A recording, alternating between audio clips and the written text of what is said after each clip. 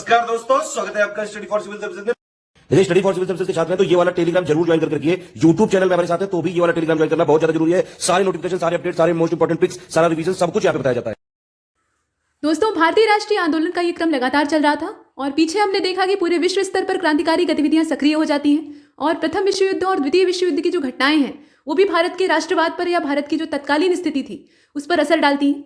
अब यहाँ पर हम देखने वाले हैं कि गदर कार्यक्रम क्या था और गदर कार्यक्रमों में कौन कौन सी चीज़ें होती थी, कौन कौन सी एक्टिविटीज़ होती थी।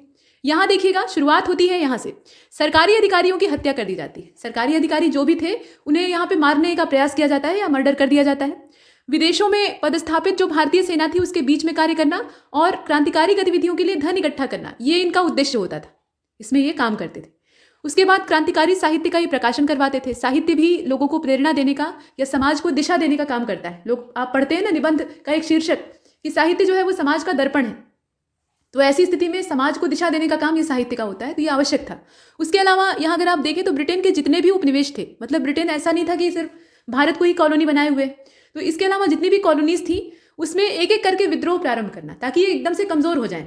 चारों ओर से इनके ऊपर दबाव बनाना, ये गदर पार्टी का उद्देश्य था और ये काफी दूरगामी और दूरदर्शी सोच है। इसके बाद देखिए, पहले विश्व युद्ध के प्रारंभ होने के साथ तथा कामागाटा मारू जो प्रकरण था, मतलब ये एक जापानी जहाज था जो कि किराए पर यहाँ पे व्यापारियों का एक दस्ता लेता है और उसके बाद ये लैंड करना चाहता है और मतलब ये स्पेन जाने से रोका जाता है। उसके बाद बजबज बंदरगाह पे ये उतरता है कलकत्ता में और उसके बाद यहाँ पे संघर्ष होता है। तो ये सब चीज़ें हैं। इससे ये प्रकरण था 1914 का, तो विश्व युद्ध की घटनाएं उस समय चली रही थी, इसमें कोई डाउट नहीं है। गदर दल की जो गतिविधियां हैं वो और तेज हो जाती हैं इसके बाद। मतलब कामागाटा मारू जो प्रकरण था उसमें कुछ लोग मारे भी जाते हैं, कुछ लोग घायल होते हैं, गिरफ्तार होते हैं, तो उसके बाद ये गतिविधियां और बढ़ जाती हैं। उसके बाद आप आगे चलिए तो इसमें देखिएगा 21 फरवरी सन 1915 की अगर बात की जाए, 21 फरवरी की ये तारीख है सन 1915। तो इसमें गदर दल के जो कार्यकर्ता थे उन्होंने फिरोजपुर, लाहौर और रावलपिंडी में सशस्त्र विद्रोह की योजना बनाई, लेकिन विश्वासघात बीच में एक आड़े आ जाता है। सबसे बड़ी कमजोरी है और इसके कारण ये जो योजना है ये असफल हो जाती है। इसके बाद आप यूरोप में देखिए, उससे पहले एक चीज और है कि गदर दल के जो कार्यकर्ता थे उनको दंडित करने के लिए सरकार ने 1915 में भारत रक्षा अधिनियम बनाया था। तो ये भारत रक्षा अधिनियम क्या था? ये वास्तव में अंग्रेज रक्षा अधिनियम था, न कि भारत रक्षा अधिनियम। उसके बाद यूरोप में चलते हैं तो यूरोप में क्या हो रहा था? यूरोप में वीरेंद्रनाथ चट्टोपाध्याय और उनके सहयोगियों ने Berlin committee for Indian independence इसकी स्थापना की थी। Berlin committee for Indian independence इसकी स्थापना की थी और यूरोप में स्थित भारतीय क्रांतिकारी आतंकवादियों ने विश्व के कई भागों तथा जैसे कि आप देखिए इसमें नाम दिए हुए हैं, बगदाद, ईरान, तुर्की, काबुल, यहाँ पे भी क्रांतिकारी मिशन भेजे थे। मतलब भिन्न भिन्न देशों में अपने प्रभाव को बढ़ा रहे थे। सिंगापुर को अगर आप देखें तो 15 फरवरी सन 1915 की बात है। पंजाबी मुसलमानों की 5वीं लाइट इन्फेंट्री और 36वीं जो सिख बटालियन थी, इसके सैनिकों ने विद्रोह कर दिया और विद्रोह को बहुत ही बेरहमी से कुचला गया था। तो इससे भी विद्रोह दब तो जाएगा, तत्काल में कुचल दिया जाएगा, लेकिन असंतोष भड़कता रहेगा। यहां तक आपने देखा। अब इसके बाद सारांश देख लीजिए। सारांश में कुछ खास तो नहीं है, लेकिन हाँ, होम रूल लीग आंदोलन ही आपको देखना चाहिए। होम रूल लीग आंदोलन की अगर बात की जाए तो पहले विश्व युद्ध के पश्चात जो परिस्थितियां पैदा हो गई थी उसकी एक प्रभावशाली प्रतिक्रिया के रूप में इसको देखा जाता है। मतलब ये काफी असरदार था, इफेक्टिव था। आयरलैंड के होम रूल के तर्ज पे या होम रूल लीग के तर्ज पे भारत में एनी बेसेंट ने और लोकमान्य तिलक ने इसको शुरू किया था। एनी बेसेंट खुद आयरलैंड की थी और यहाँ पे वो थियोसॉफिकल सोसाइटी के सौजन्य से आई थी और उसी की सर्वे सर्वा बन जाती है। मद्रास का जो अड़ियार क्षेत्र है वहाँ पे अपना डेरा डंडा डाल लेते हैं। लेकिन उसके बाद जो आयरलैंड की होम रूल लीग थी उसको आधार बना के ये भारत में भी अपनी जो एनी बेसेंट की होम रूल लीग है उसकी स्थापना करती हैं। इसी प्रकार से तिलक की अलग होम रूल लीग बनती है। यहाँ पे आप दोनों के नाम एक साथ देख रहे हैं तो इसका मतलब ये नहीं कि दोनों एक साथ थे।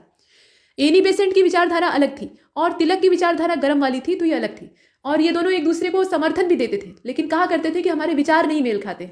हाँ, ये बात अलग है कि हमारा लक्ष्य एक है और इसीलिए हम एक दूसरे का साथ दे रहे हैं। ठीक, तो इसके बाद देखिए आंदोलन के प्रारंभ होने में सहायक कारक कौन कौन से हैं उसको देख लेते हैं। राष्ट्रवादियों के एक वर्ग का ही ऐसा मानना था, विश्वास था कि सरकार का ध्यान आकर्षित करने हेतु उस पर दबाव डालना आवश्यक है। बिना दबाव के ये लोग सुनेंगे नहीं और मरले मिंटो सुधार से इनका मोह भंग हो जाता है। मतलब इनसे सरकार से उम्मीद रहती है कि ये जो भारतीय परिषद अधिनियम ये 1909 वाला ले आ रहे हैं, इसके अंदर कुछ ना कुछ तो अच्छा होगा, लेकिन कुछ भी अच्छा नहीं रहता है, तो इससे इनका मोह भंग हो जाता है। उसके बाद युद्ध के उपरांत, युद्ध के बाद भारतीयों पर आरोपित आर्थिक बोझ से त्रस्त भारतीय किसी भी आंदोलन में भाग लेने हेतु तत्पर थे। मतलब जो आर्थिक बोझ इंग्लैंड के ऊपर पड़ता है, ब्रिटेन के ऊपर पड़ता है, उसका हर्जाना हमें भरना पड़ता है। अपना शारीरिक बल भी हम वहाँ पर लगाते हैं युद्ध में। मतलब भारतीय सैनिक वहाँ पे, हमारे जो सैनिक होते हैं वो ब्रिटेन के लिए लड़ते हैं और उसके अलावा जो आर्थिक बोझ है वो भी भारतीय अर्थव्यवस्था पर पड़ता है, क्योंकि शोषण तो यहीं से हो रहा था और इसलिए फिर एक असंतोष भड़कता है, जिसे कि आप देख रहे हैं। इसके बाद बाल गंगाधर तिलक और एनी बेसेंट, जो कि दोनों लोग होम रूल लीग को अलग अलग ढंग से संचालित कर रहे थे, इन्होंने तत्कालीन परिस्थितियों में योग्य नेतृत्व प्रदान करने का काम किया। दोनों अपने आप में बेजोड़ लीडर थे, मतलब ये अपने आप में एकदम अच्छे वाले नेता थे। तो नेतृत्व देने की क्षमता दोनों के अंदर थी, तरीका अलग था। और दोनों ने क्या किया, यहाँ पे जनसमूह को लीड किया। पहले विश्व युद्ध में ब्रिटेन की साम्राज्यवादी मंशा का उजागर होना ये भी दिखाई देता है। मतलब आप देखिए, जो इसमें वर्ल्ड वॉर फर्स्ट है, जर्मनी का कितना ज़्यादा शोषण किया जाता है। हिटलर का जन्मदाता वास्तव में अमेरिका या जो मित्र राष्ट्र है वही तो है, अमेरिका, ब्रिटेन या जितने भी थे, ये जितने भी यहाँ पे मित्र राष्ट्रों के गुट कहे जाते हैं और खुद को बहुत अच्छा दिखाने का प्रयास करते हैं। हिटलर जैसे एक तानाशाह को पैदा करने वाले भी कौन थे, यही थे। हिटलर तो एक सीधा साधा नवयुवक था जो कि बहुत जोशीला था, अपने देश के लिए कुछ भी कर सकता था। लेकिन जब वो देखता है कि जर्मनी को इतना अपमानित किया जाता है, वर्साई की संधि और न जाने क्या क्या जुर्माना थोपा जाता है और एकदम से कलंकित करने का प्रयास किया जाता है, तो उसके अंदर का जो देशभक्त नवयुवक था वो भड़क उठता है। और उसके बाद उसी की जो मंशा है या उसी की जो कुंठा है वो हमें दूसरे वर्ल्ड वार में देखने के लिए मिलती। और अंत भी समापन आप देखते हैं कैसे होता है। जो वर्ल्ड वार 2 है उसका भी पटाक्षेप अमेरिका कितने निशंस तरीके से करता है, परमाणु बम गिराकर। विकल्प और भी हो सकते थे, लेकिन उसने क्या किया, 2 बड़े बड़े शहरों को तबाह कर दिया, और सिर्फ क्षणिक तौर पे ही नहीं बल्कि दूरगामी परिणाम के तौर पे। फिलहाल आगे चलते हैं। तो यहाँ मित्र राष्ट्र कतई दूध के धुले नहीं थे, ऐसा मत समझिएगा। कुछ लोग धुरी राष्ट्र को एकदम से निगेटिव देख लेते हैं। नकारात्मकता तो उनके अंदर थी, लेकिन ऐसा भी नहीं था कि यहाँ पे दोनों की यहाँ भागीदारी न रही हो। आगे चलते हैं। आंदोलन का उद्देश्य, कोई भी आंदोलन जो है बिना उद्देश्य के नहीं चलता है। तो होम रूल या स्वशासन की जो अवधारणा है, इससे भारतीयों को परिचित कराना। होम रूल का मतलब क्या है, घर का शासन। तो अपने घर का हमारे पास शासन होना चाहिए, ये मांग थी। और इसमें अंग्रेजों से आज़ाद होने का कोई स्पष्ट तौर पे व्याख्यान नहीं दिया गया था, लेकिन हाँ एक चीज़ है कि अपना काम करने की हमें आज़ादी मिलनी चाहिए, ये कहा गया। इसके बाद तिलक और बेसेंट की होम रूल लीग अलग अलग थी, ये आप पीछे भी देख चुके हैं। तो इसमें अंतर क्या था या क्या इनके प्रावधान थे वो देखना है। तिलक ने अप्रैल 1916 में इसकी स्थापना की थी। जो तिलक की यानी बाल गंगाधर तिलक या लोकमान्य तिलक की जो होम रूल लीग थी, उसकी स्थापना 1916 अप्रैल में होती है। और इसकी ब्रांचेस थी। ब्रांचेस कहाँ कहाँ पर है, तो महाराष्ट्र, कर्नाटक, मध्य प्रांत और बरार, यहाँ पे इनकी जो ब्रांचेस हैं, शाखाएं हैं, वो खोली जाती। मतलब 6 शाखाओं में इसका गठन होता है। टोटल शाखाएं कितनी थी, 6। ये फैक्चुअल है, इससे प्रीलिम्स में क्वेश्चन बन सकते हैं। इसके बाद जो बेसेंट की होम रूल लीग थी उसको आप देखिएगा, 1916 की ये भी है, और सितंबर में इसकी स्थापना होती है, यानी तिलक के बाद इनकी स्थापना होती है, और मद्रास में ये स्टैब्लिश होती है। भारत में जो शेष हिस्सा था, मतलब 6 हिस्से तो आपने देख लिए, उसके अलावा जो शेष भारत था उसमें लगभग 200 शाखाएं खोली गई, लेकिन उन क्षेत्रों में नहीं खोली गई जहां पर तिलक की होम रूल लीग पहले से थी। मतलब यहाँ ये एक दूसरे के काम में या कार्य क्षेत्र में हस्तक्षेप नहीं कर रहे थे। कालांतर में कई अन्य नेता भी होम रूल आंदोलन से जुड़ जाते हैं, और इसमें ज़्यादातर जो थे वो नरमपंथी थे। मतलब यहाँ पे नरम दल जो है इसे ज़्यादा सपोर्ट करता है। इसके बाद आंदोलन की विधियाँ क्या होती थी उसको भी जरा देख लेते हैं। तो जनसभाओं का आयोजन किया जाता था।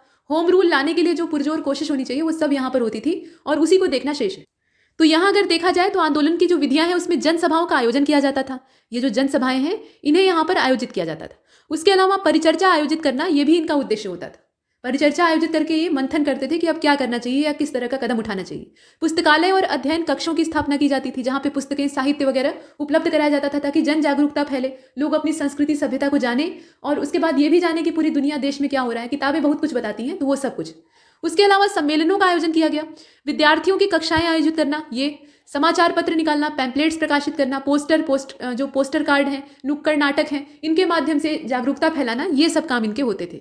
और इन सारे तरीकों से भारतीय जनमानस को होम रूल अर्थात स्वशासन के वास्तविक अर्थों से परिचित कराना, ये इसका मेन पर्पस था। तो तरीके बड़े ही व्यवहारिक थे, और इसीलिए इसका प्रभाव जो आम जनता है उसके ऊपर दिखाई देता है। आंदोलन के प्रति सरकार का रुख क्या था, सरकार इसमें क्या कर रही थी, तो दमनात्मक जो कार्रवाई है वो होती है। मतलब यहाँ भी दमन की कोशिशें की जाती हैं और सरकार इसका दमन करती है।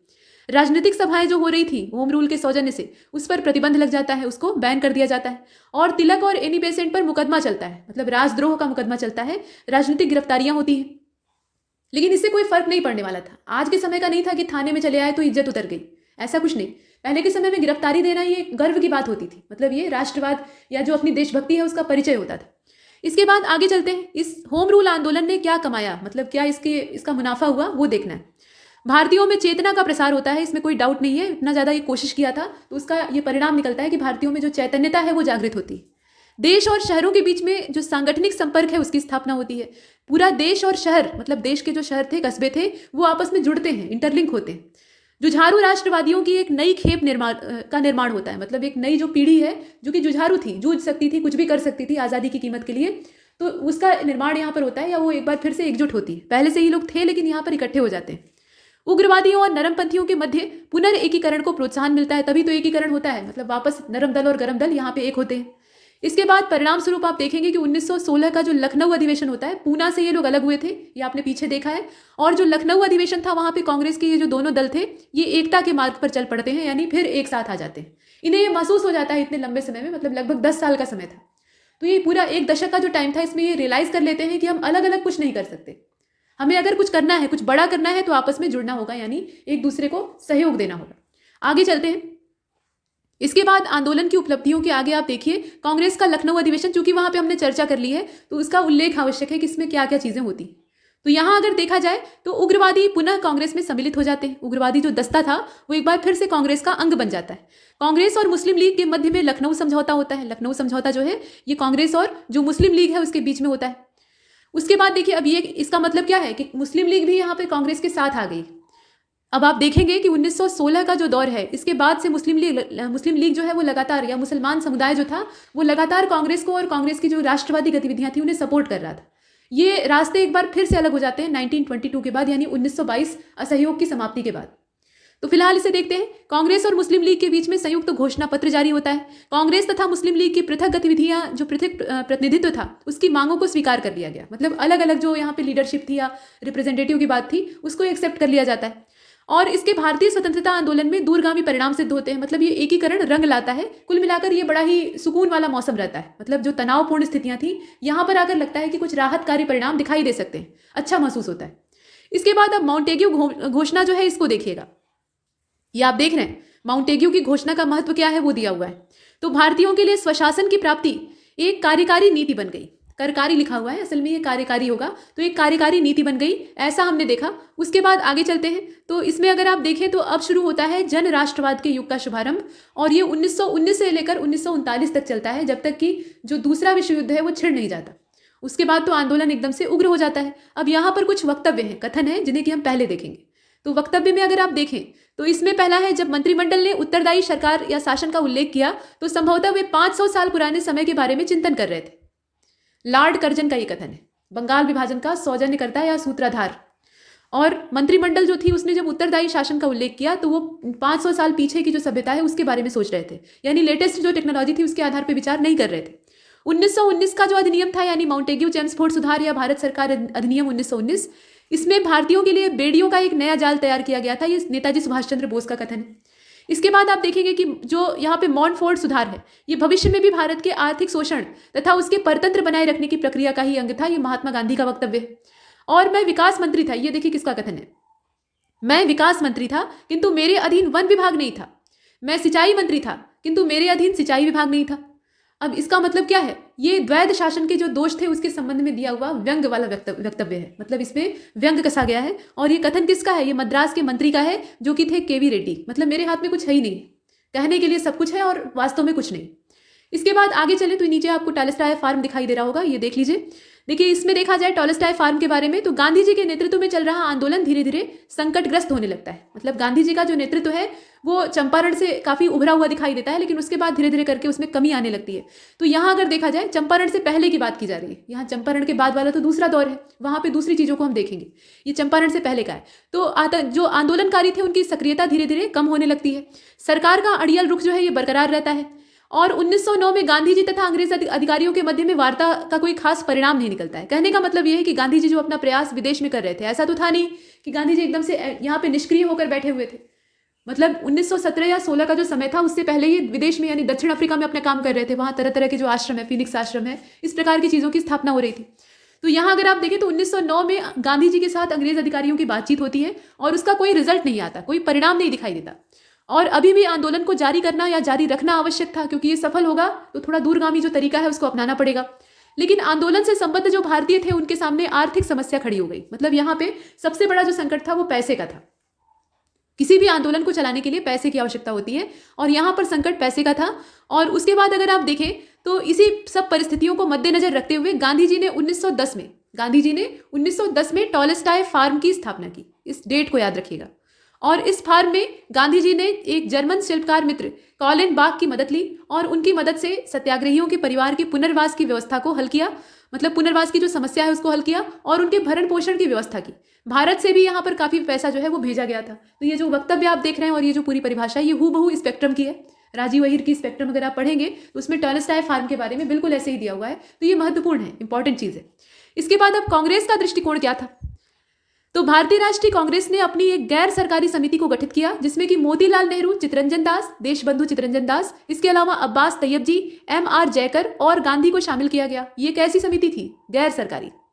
और कांग्रेस ने इस घटना को लेकर अपना मत रखा और इसने डायर की जो अमानवीय कृत्य थे उसकी निंदा की और कहा कि पंजाब में सैनिक शासन यानी मार्शल लॉ को लाना किसी भी प्रकार से न्यायोचित नहीं है, मतलब ये न्यायपरक नहीं है, इसको यहाँ पे सही ठहराया गया।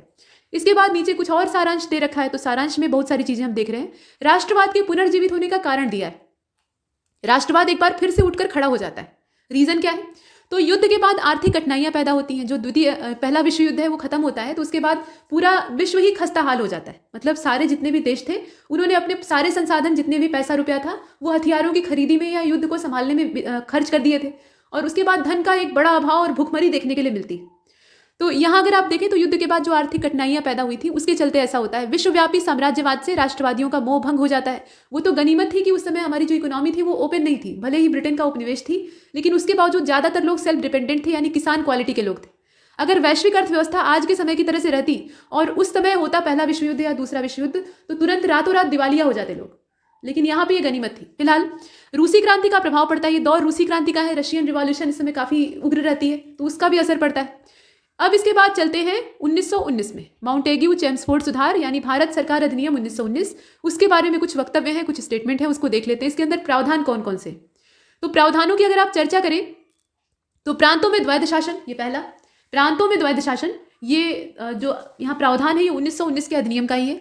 प्रशासनिक कार्यों के संचालन हेतु दो सूचियां बनाई गई, एक तो आरक्षित थी, दूसरी हस्तांतरित थी। दो सूचियां बनाई गई प्रशासनिक कार्यों को चलाने के लिए।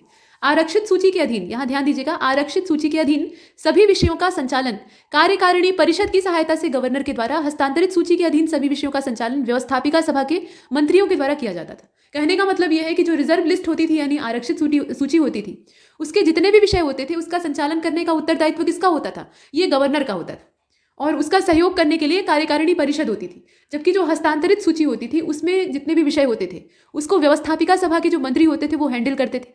गवर्नर और गवर्नर जनरल तथा भारत के सचिव को, यहाँ आप देख रहे हैं, सभी मसलों में हस्तक्षेप करने का असीमित अधिकार प्राप्त था। तो निरंकुशता का यहाँ पे पूरा पूरा राइट इनके पास था, इसे आप देख रहे हैं। मताधिकार में वृद्धि की जाती है, शक्तियों में भी वृद्धि की जाती है। गवर्नर जनरल तथा उनके द्वारा 8 सदस्यीय जो कार्यकारिणी परिषद है उसकी सहायता से कार्यों का संचालन होगा। और हाँ, उसमें आपको आश्वासन दिया जाता है कि 3 सदस्य जो थे वो भारतीय थे। बहुत एहसान कर दिया। इसके बाद चलते हैं आगे। तो प्रशासनिक सुधार हेतु या प्रशासनिक जो सुविधा है उसके हेतु 2 सूचियां केंद्रीय और प्रांतीय यहाँ पर बनाई जाती है। द्विसदनीय केंद्रीय व्यवस्थापिका, ये जो द्विसदनीय केंद्रीय व्यवस्थापिका है इसमें निम्न सदन और राज्य परिषद, मतलब यहाँ ये कहा गया कि जो केंद्रीय व्यवस्थापिका सभा है वो निम्न सदन है और जो राज्य परिषद है वो क्या है? उच्च सदन है। जैसे आज के समय में लोअर हाउस और अपर हाउस होता है वैसे ही। दोष क्या था? अभी देखिए ये तो सुधार है, तो सुधार के अंदर भी दोष है। दोष किस चीज का है? द्वैध शासन व्यवस्था बहुत ज्यादा जटिल और अतार्किक थी, मतलब भारत के परिप्रेक्ष्य में वो आवश्यक नहीं थी, कतई जरूरी नहीं थी। और केंद्रीय कार्यकारिणी व्यवस्थापिका के प्रति उत्तरदायी नहीं थी, सीमित मताधिकार था, मताधिकार बहुत ज्यादा व्यापक नहीं था और ये सबसे बड़ा दोष था जिसे कि हम यहाँ पर देख रहे हैं। इसके बाद आगे चलते हैं। दक्षिण अफ्रीका में गांधी जी क्या कर रहे थे? इतने समय तक वहां पर थे, इतने समय तक मतलब आप समझ लीजिए कि अपनी आधी उम्र वहीं पर बिता देते हैं वकालत पढ़ने के बाद। तो 1893 से लेकर 1914 ये उनका वहां पे समय था। नटाल भारतीय या नेटल भारतीय कांग्रेस जो है उसका गठन करते हैं। इंडियन ओपिनियन नाम का समाचार पत्र वहां से पब्लिश होता है। पंजीकरण प्रमाण पत्र के विरुद्ध, जो पंजीकरण का प्रमाण पत्र होता था उसके विरुद्ध सत्याग्रह होता है। भारतीयों के प्रवसन पर प्रतिबंध लगाए जाने के विरुद्ध सत्याग्रह होता है। टॉलस्टॉय फार्म की स्थापना होती है, इसे आपने पीछे देख ही रखा है। पोल टैक्स तथा भारतीय विवाहों को जो अप्रामाणिक सिद्ध करने का यहाँ पे काम होता था उसके विरुद्ध अभियान चलाते हैं। गांधी जी के आंदोलन को यहाँ पे जनता के शक्ति का अनुभव होता है, मतलब गांधी जी को ये मालूम हो जाता है कि जनशक्ति भी जो है बहुत बड़ी चीज होती है और आंदोलन में अगर हमें कुछ बड़ा करना है तो जनता का सहयोग लेना होगा। और उन्हें एक विशिष्ट राजनीतिक शैली, नेतृत्व के नए अंदाज और संघर्ष के नए तरीकों को विकसित करने का और सीखने का अवसर मिलता है। तो आप कह सकते हैं कि दक्षिण अफ्रीका में जो इनका कामकाज चल रहा था वो असल में ट्रेनिंग थी और ट्रेनिंग करने के बाद जब इनकी नियुक्ति भारत में होती है, मतलब ये भारत में आकर अपने काम को शुरू करते हैं यानी जॉब अपनी शुरू करते हैं, तब यहाँ वो उन्हीं चीज़ों को अप्लाई करते हैं और सफल रहते हैं। अब इसके बाद आगे चले तो भारत में आते हैं गांधी जी, और सबसे पहला जो इनका काम यहाँ पे भारत में था, सक्रिय और लोकप्रिय काम था चंपारण सत्याग्रह। चंपारण सत्याग्रह से देखना शुरू करते हैं। देखिए यहाँ पे चंपारण दिया हुआ है, ये गलत है, ठीक है, चंपारण होगा। और ये जो सत्याग्रह है ये 1917 का है, बिहार क्षेत्र में हुआ था, इसमें कोई डाउट नहीं है। और इसमें पहला सविनय अवज्ञा आंदोलन भी इसको कहा जाता है। मतलब हम आपकी बात नहीं मानेंगे, विनम्रता रखेंगे लेकिन बात नहीं मानेंगे, ये इसमें काम होता था। इसके बाद अहमदाबाद मिल हड़ताल को आप देखेंगे, ये जस्ट अगले साल मतलब 1917, उसके बाद 1918, इस प्रकार से गांधी जी को लगातार सफलता प्राप्त होती है। मतलब जितने काम ये करते हैं, जितनी भी यहाँ पे अपने अहिंसावादी नीतियों को चलाते हैं या अपना सत्य का प्रयोग करते हैं, उसमें सफलता प्राप्त होती है। इसके बाद खेड़ा सत्याग्रह देख लीजिए, ये भी 1918 का है, पहला असहयोग इसको कहा जाता है। ये पहला सविनय अवज्ञा था और ये पहला असहयोग था। रोलेट सत्याग्रह आप 1919 का देखेंगे, पहला जन आंदोलन था। तो पहला इसमें गांधी जी का कौन सा प्रयास था वही दिया हुआ है। जलियांवाला बाग हत्याकांड होता है 13 अप्रैल 1919, ये तारीख कोई नहीं भूल सकता। हंटर कमीशन का गठन होता है और कांग्रेस का उसमें दृष्टिकोण क्या रहता है ये भी देखने की आवश्यकता है। इसके बाद अब आगे चलते हैं। अब यहाँ पर हमें देखना है खिलाफत और असहयोग आंदोलन का जो पूरा समय था। खिलाफत और असहयोग को यहाँ पे एक साथ मिलाकर प्रस्तुत किया गया है। और ऐसा क्यों है? क्योंकि दोनों एक ही समय में समानांतर रूप से चल रहे थे और दोनों में गांधी जी की भागीदारी थी। गांधी जी यहाँ दोनों में इन्वॉल्व थे। खिलाफत को वो इसलिए सपोर्ट कर रहे थे, ये कोई देशभक्ति या राष्ट्रवादी आंदोलन नहीं था, ये धार्मिक आंदोलन था। और अपने धर्मगुरु यानी जो सर्वे सर्वा हैं तुर्की के खलीफा, उनके अधिकारों को छीने जाने के एवज में मुसलमानों का किया हुआ विद्रोह था। मतलब ये आंदोलन था। अब इसमें गांधी जी इन्वॉल्व इसलिए होते हैं क्योंकि उन्हें मुस्लिम समुदाय का दिल जीतना था। उन्होंने देखा कि 1905 में भंग हुआ और वहां से एक मनमुटाव पैदा हो गया है। मतलब मानसिक जो एक यहाँ पे मनोमालिन्य होता है वो पैदा हो गया, दरार आ गई है। तो उस दरार को इन्होंने पाटने का प्रयास किया क्योंकि इन्होंने देखा था कि एकजुटता में क्या शक्ति होती है और यहाँ पे हिंदू और मुसलमान जब एक साथ आएंगे तभी कुछ हो सकता है, ऐसा ये सोचते थे। तो खिलाफत आंदोलन में इसलिए इन्वॉल्व होते हैं और असहयोग आंदोलन इनका अपना प्लान रहता है। तो इसमें आप 3 मांगों को देख रहे हैं। तुर्की के साथ सम्मानजनक बर्ताव किया जाना चाहिए, पहली शर्त है।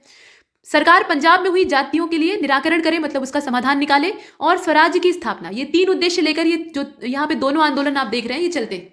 कौन कौन सी टेक्नोलॉजी या कौन कौन सी जो तकनीक है वो इसमें यूज की जाती है वो आप देखिए।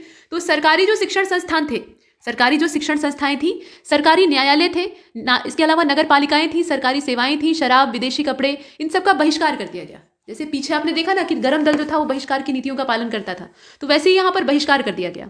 राष्ट्रीय शिक्षण संस्थानों, पंचायतों की स्थापना की गई, खादी के उपयोग को प्रोत्साहन दिया गया। इसके अलावा द्वितीय चरण में कर ना अदायगी का जो कार्यक्रम है वो भी चलाया गया। तो देश के अलग अलग हिस्सों में कर नहीं देंगे ऐसा जो सिस्टम है वो चल निकलता है। इसके बाद कांग्रेस का नागपुर अधिवेशन होता है। जब बात असहयोग की हो रही है तो उसके बारे में अधिवेशन जो जुड़े हुए हैं उनका जिक्र आवश्यक है। तो कांग्रेस का जो नागपुर अधिवेशन होता है ये दिसंबर 1920 में होता है। कांग्रेस के जो अधिकतर सेशन है वो दिसंबर में ही ऑर्गेनाइज होते थे ज़्यादातर, उसमें से कुछ जो है वो फरवरी मार्च में हुए हैं, मतलब कुछ अपवाद हैं। तो यहाँ 1920 वाला जो दिसंबर वाला है उसे आप देखें तो कांग्रेस ने संवैधानिक तरीके से स्वशासन की प्राप्ति के अपने लक्ष्य के स्थान पर शांतिपूर्ण और न्यायोचित तरीके से स्वराज्य प्राप्ति को अपना लक्ष्य घोषित किया। अभी तक क्या था? अभी तक स्वशासन की प्राप्ति करनी थी, गृह शासन प्राप्त करना था, होम रूल चल रहा था। लेकिन अब क्या चाहिए? तो अब हमें वही जो गर्मपंथी पीछे कह गए हैं वही वाला चाहिए, मैंने स्वराज चाहिए। लेकिन तरीका कैसा होना चाहिए? तरीका शांतिपूर्ण होना चाहिए, ये उद्देश्य था। और ये प्रस्ताव पारित होता है, नागपुर अधिवेशन था, इसमें कांग्रेस का ये सेशन था, दिसंबर 1920 में ये आयोजित होता है। इसके बाद आंदोलन का प्रसार कैसे होता है? तो आंदोलन का प्रसार जब भी होगा तो उसमें जन प्रतिक्रिया यानी लोगों का जो रोल है वो तो रहेगा ही। तो जन प्रतिक्रिया इसमें रहती है। उसके अलावा मध्यम वर्ग भी जो है वो जुड़ता है, व्यावसायिक वर्ग इसमें जुड़ा रहता है, किसानों का सहयोग रहता है, विद्यार्थी रहते हैं, महिलाएं रहती हैं। हिंदू मुस्लिम एकता का पूरा एक जो नया दौर है वो सामने आता है। सरकार की प्रतिक्रिया इसमें जो रहती है वो बहुत ज़्यादा हिंसक रहती है, या मतलब दमनकारी तो पहले से ही है। उसके अलावा आंदोलन का अंतिम चरण जो है वो उग्र हो जाता है। ये जो असहयोग आंदोलन और खिलाफत है, खिलाफत तो मान लीजिए एक तरह से सफल रहता है, लेकिन असहयोग का जो अंतिम दौर था वो उग्र हो जाता है। मतलब गांधी जी ने कहा था कि वो 1 वर्ष के भीतर जो है वो स्वराज प्राप्ति करवा देंगे, ये लक्ष्य लेकर चले थे। लेकिन असहयोग आंदोलन को शुरू हुए 1 साल से अधिक समय गुजर जाता है और अभी तक आंदोलन का कोई किनारा लगता हुआ नहीं दिखाई देता है। मतलब कोई सार्थक परिणाम सामने से स्पष्ट तौर पर नहीं दिखाई देता है। तो इससे गांधी जी खुद परेशान थे। मतलब पीछे जो उन्होंने यश कमाया था चंपारण से लेकर खेड़ा और अहमदाबाद तक, वो सब यहाँ पे एक साथ धूमिल होता हुआ दिखाई दे रहा था। मतलब सफलता मिलती नहीं दिख रही थी जल्दी में, मतलब धीमे धीमे प्रयास करने की आवश्यकता थी, ये सही बात थी। तो यहाँ भूल सुधार के लिए जरूरी हो गया था कि कुछ नया किया जाए, मतलब कुछ नया आंदोलन शुरू किया जाए। और इसके लिए आवश्यक था कि पहले ये जो असहयोग है इसको समाप्त करें, तभी आगे चलेंगे। लेकिन दिक्कत ये थी कि इतना बड़ा जनसमूह इसके पीछे पीछे चल रहा है, तो इसको एक झटके में अगर रद्द कर देंगे तो फिर आक्रोश पैदा होगा।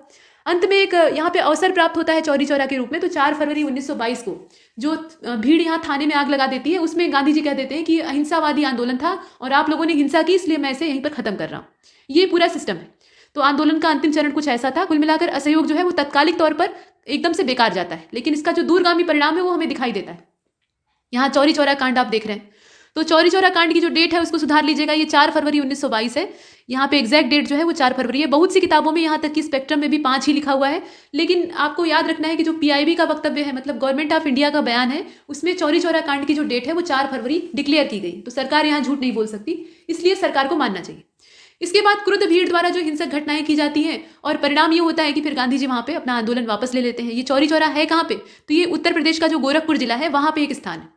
इसके बाद गांधी जी ने जब यहाँ पे आंदोलन वापस लिया तो जो जनसमूह इनके साथ जुड़ा हुआ था उसमें से युवा वर्ग, मुस्लिम समुदाय, इस प्रकार के जो धड़े थे जो कि इनके साथ कभी भी नहीं रहे या इस प्रकार की गतिविधियों में नहीं रहे और यहाँ पर आकर अपना सब कुछ छोड़कर इसमें कूद पड़े थे, वो एकदम से असंतुष्ट हो जाते हैं और किनारा कस लेते हैं। तो खिलाफत और असहयोग का अगर पुनर्मूल्यांकन किया जाए, मतलब इन्हें एक बार इसका प्रीव्यू किया जाए या रिव्यू किया जाए, प्रीव्यू कहना सही नहीं है, रिव्यू किया जाए, तो स्वराज्यवादी और अपरिवर्तनवादी ये दिखाई देते हैं प्रकृति से। यहाँ आप देख लीजिए। और गांधी जी द्वारा आंदोलन वापस लिए जाने के पश्चात जब ये आंदोलन को वापस ले लेते हैं तो स्वराज्यवादी जो व्यवस्थापिकाएं हैं उनमें प्रवेश के ये पक्षधर थे और इनका ऐसा मत था कि व्यवस्थापिकाओं में प्रवेश कर वे सरकारी मशीनरी को अवरुद्ध कर देंगे। मतलब जैसे एक मशीन जो है वो चल रही है और आप उस मशीन को रोकना चाहते हैं, लेकिन बाहर से कितना भी आप उसमें बटन दबाइए, तार खींचिए, वो बंद होने का नाम नहीं ले रही है। तो आप क्या करेंगे? उसके अंदर घुसकर उसको तोड़ने का प्रयास करेंगे। यही तरीका है, मतलब अंदर कोई ऐसी चीज डालेंगे जिससे कि वो अंदर से उसको कमजोर करे, तो बाहर से आप तोड़ देंगे या उसके नट बोल्ट खोल देंगे। ये हो सकता है। कोई भी मशीन जो है वो स्क्रू और पेंच से कसी जाती है, तो पेंच खोल दीजिए, मशीन अपने आप खत्म हो जाएगी। तो वही बात यहाँ भी है। गांधी जी क्या कर रहे थे? ये सरकार रूपी जो मशीनरी थी इसके पेंच ढीले करने की कोशिश कर रहे थे और इसके लिए उनका ऐसा मानना था कि जो व्यवस्थापिकाएं हैं, जो सिस्टम है, उसके अंदर हमें भागीदारी करनी होगी। इसके बाद देखिए, अपरिवर्तनकारी संक्रमण काल में रचनात्मक कार्यों को चलाए जाने के वो पक्षधर थे। तो यहाँ गांधी जी का इसमें क्या विचार था वो दे रखा है। उसके बाद 1920 के दशक में जो नई शक्तियों का अभ्युदय होता है उसे भी देखना आवश्यक है। मार्क्सवादी और समाजवादी जो विचारधाराएं हैं, माफ कीजिएगा, मार्क्सवादी और समाजवादी जो विचारधाराएं हैं उनका प्रसार होता है। 1920 के बाद ये चीजें दिखाई देती हैं।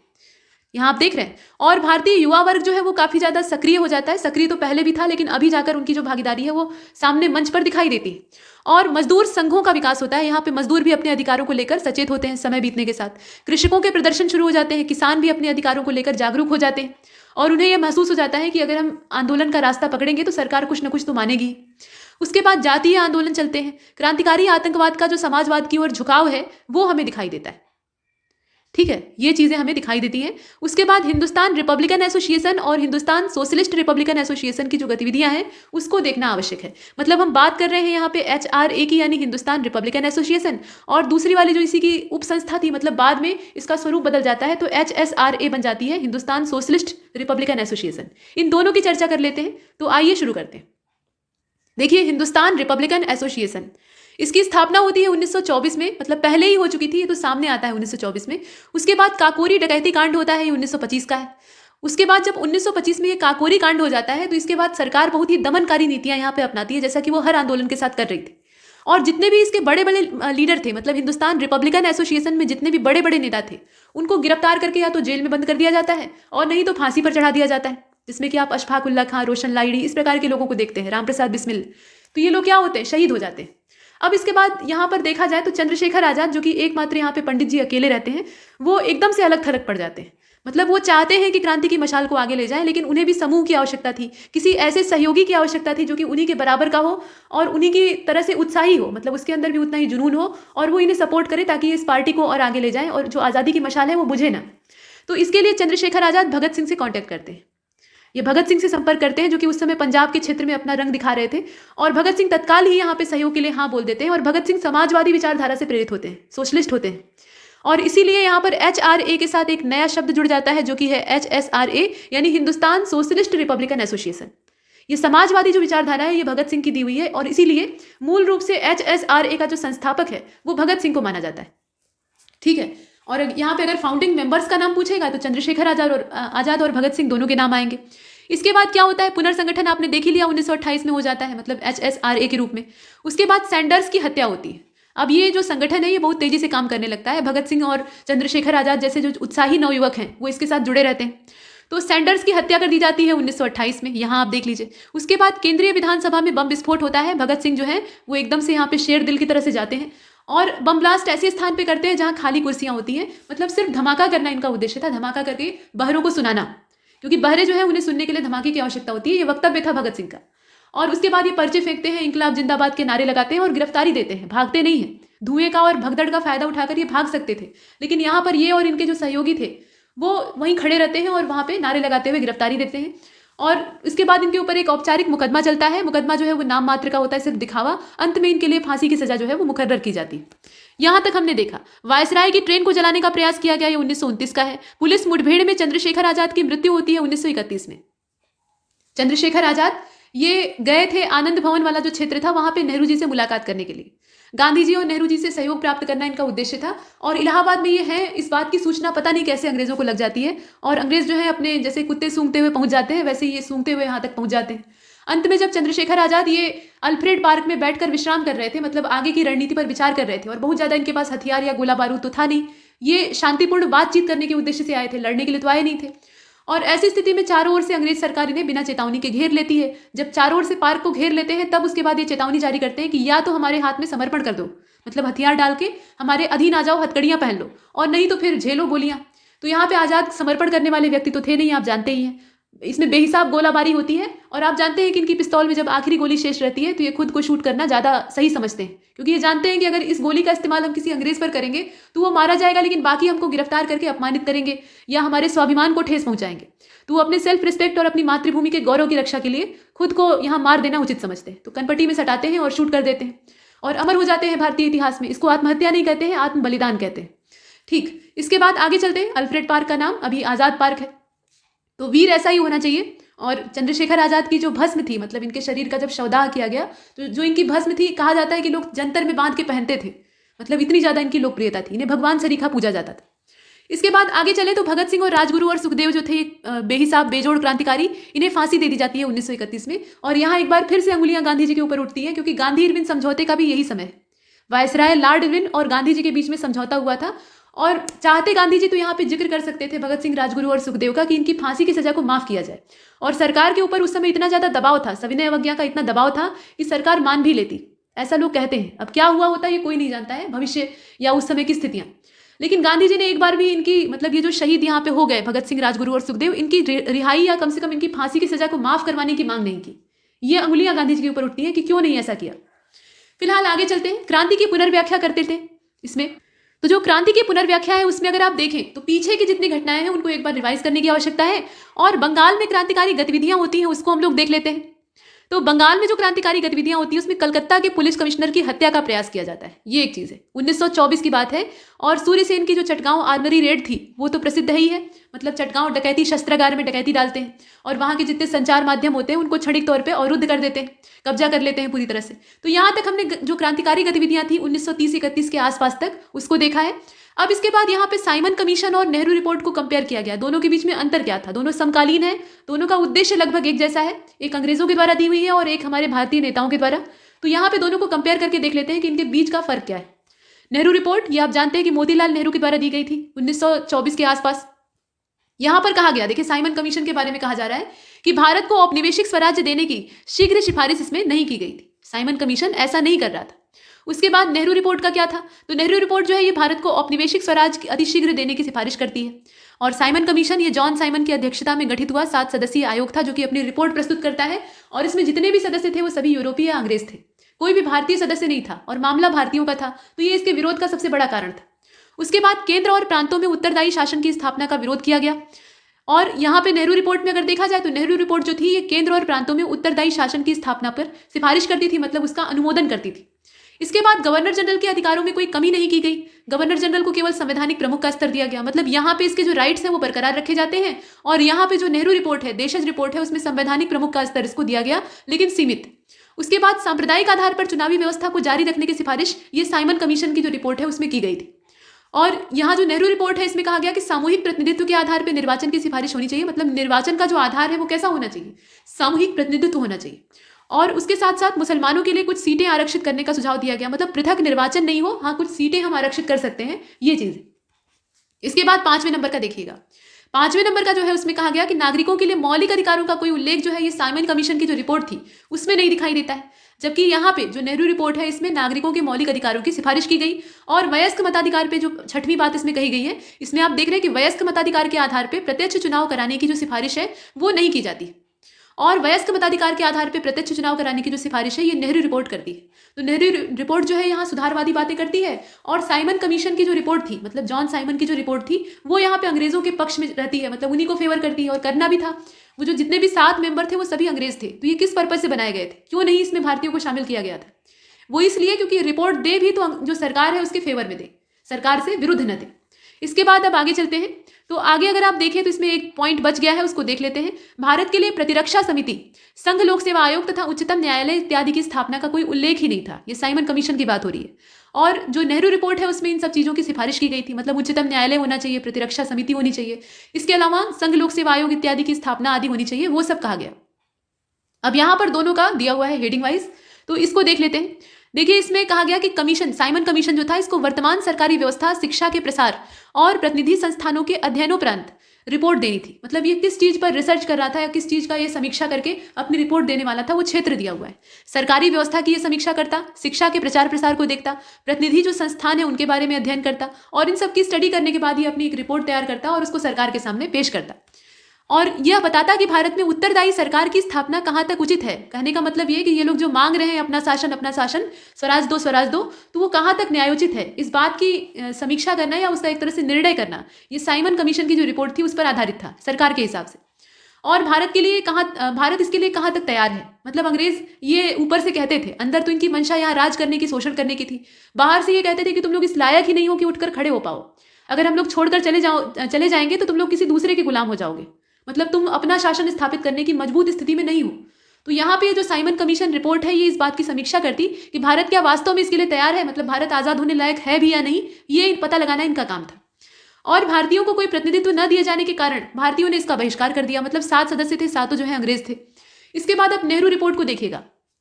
तो नेहरू रिपोर्ट की अगर बात की जाए, भारतीय संविधान का मसौदा तैयार करने की दिशा में ये भारतीयों का देशज पहला प्रयास था। बहुत बड़ी बात है। प्रश्न बनता है यहाँ से कि पहला प्रयास जो संविधान निर्माण का होता है वो कौन से अधिनियम या विचारधारा या रिपोर्ट के आधार पर होता है, तो नेहरू रिपोर्ट। भारत को औपनिवेशिक स्वराज दिए जाने की जो मांग है वो की जाती है, या औपनिवेशिक स्वराज्य का दर्जा दिए जाने की मांग की जाती है। पृथक निर्वाचन व्यवस्था का विरोध किया जाता है, और अल्पसंख्यकों के अधिकार यहाँ मारे नहीं जाते हैं, बल्कि उनको कुछ पृथक स्थान आरक्षित कर दिया जाए, ये बात सही है, लेकिन निर्वाचन अलग न किया जाए, ये इसमें कहा गया।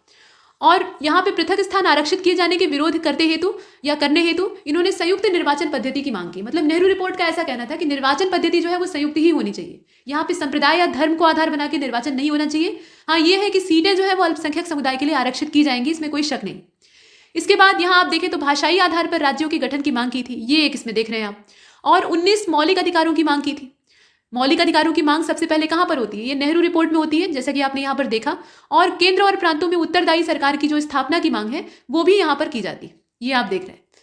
तो यहां तक हमने नेहरू रिपोर्ट और उससे पहले हमने साइमन कमीशन को देखा। अब इसके बाद जो प्रमुख विचार है उसको भी देख लेते हैं। तो प्रमुख विचारों को अगर देखा जाए तो पहले वाले में कहा गया है, गांधी जी जो है ये लॉर्ड इरविन को कहते हैं। मतलब यहाँ पे दोनों के बीच की बातचीत थी, तो उसमें बातचीत में जो आप देखते हैं वो दिखाई देता है। तो इसमें कहा गया कि भारत एक विशाल कारागृह है और मैं इस अवधारणा को अस्वीकार करता हूँ। मतलब ये जो अवधारणा है इसको मैं अस्वीकार करता हूं। और ये जो कथन है ये महात्मा गांधी और लॉर्ड इरविन के बीच में जो बातचीत है उससे निकल कर आया है। इसके बाद अगर आप देखें तो यहाँ पे गांधी जी भारत में स्थित उपनिवेशी सरकार के एक अच्छे पुलिसमैन हैं, ये कहना था। और ये एलन विल्किंसन जो थे उनका कथन है। गांधी जी जो है ये उपनिवेशी सरकार के एक अच्छे पुलिसमैन हैं, मतलब ये उसके फेवर में काम करते हैं। उसके बाद गांधी जी की जो दांडी यात्रा थी ये क्रांति का अंकुरण है, और यह इस तथ्य पर आधारित है कि एक केतली में समुद्र का पानी उबालकर सम्राट को हराया जा सकता है। ये मजाक उड़ाया गया था। मतलब लोग कह रहे थे ना कि नमक सत्याग्रह जो है ये देश को आजाद कराएगा, तो यहाँ पे अंग्रेज जो है इसकी खिल्ली उड़ाते थे। अंदर अंदर वो भी डरते थे, उन्हें डर लगता था, लेकिन बाहर से वो जताने का प्रयास करते थे कि अरे ये तो किसी काम का नहीं। और इसीलिए यहाँ पे ये अंग्रेजी पत्रकार है, मतलब ये गुलाम है अंग्रेजों का, ब्लेसफोर्ड।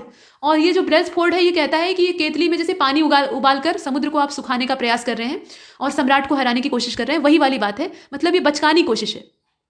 इसके बाद गांधी महोदय समुद्री जल को तब तक उबाल सकते हैं जब तक कि डोमिनियन स्टेट मिल नहीं जाता, ये स्टेट्समैन का कथन था। तो ये पत्रकार और जो यहाँ के न्यूज़पेपर थे वो अपना वक्तव्य देते थे।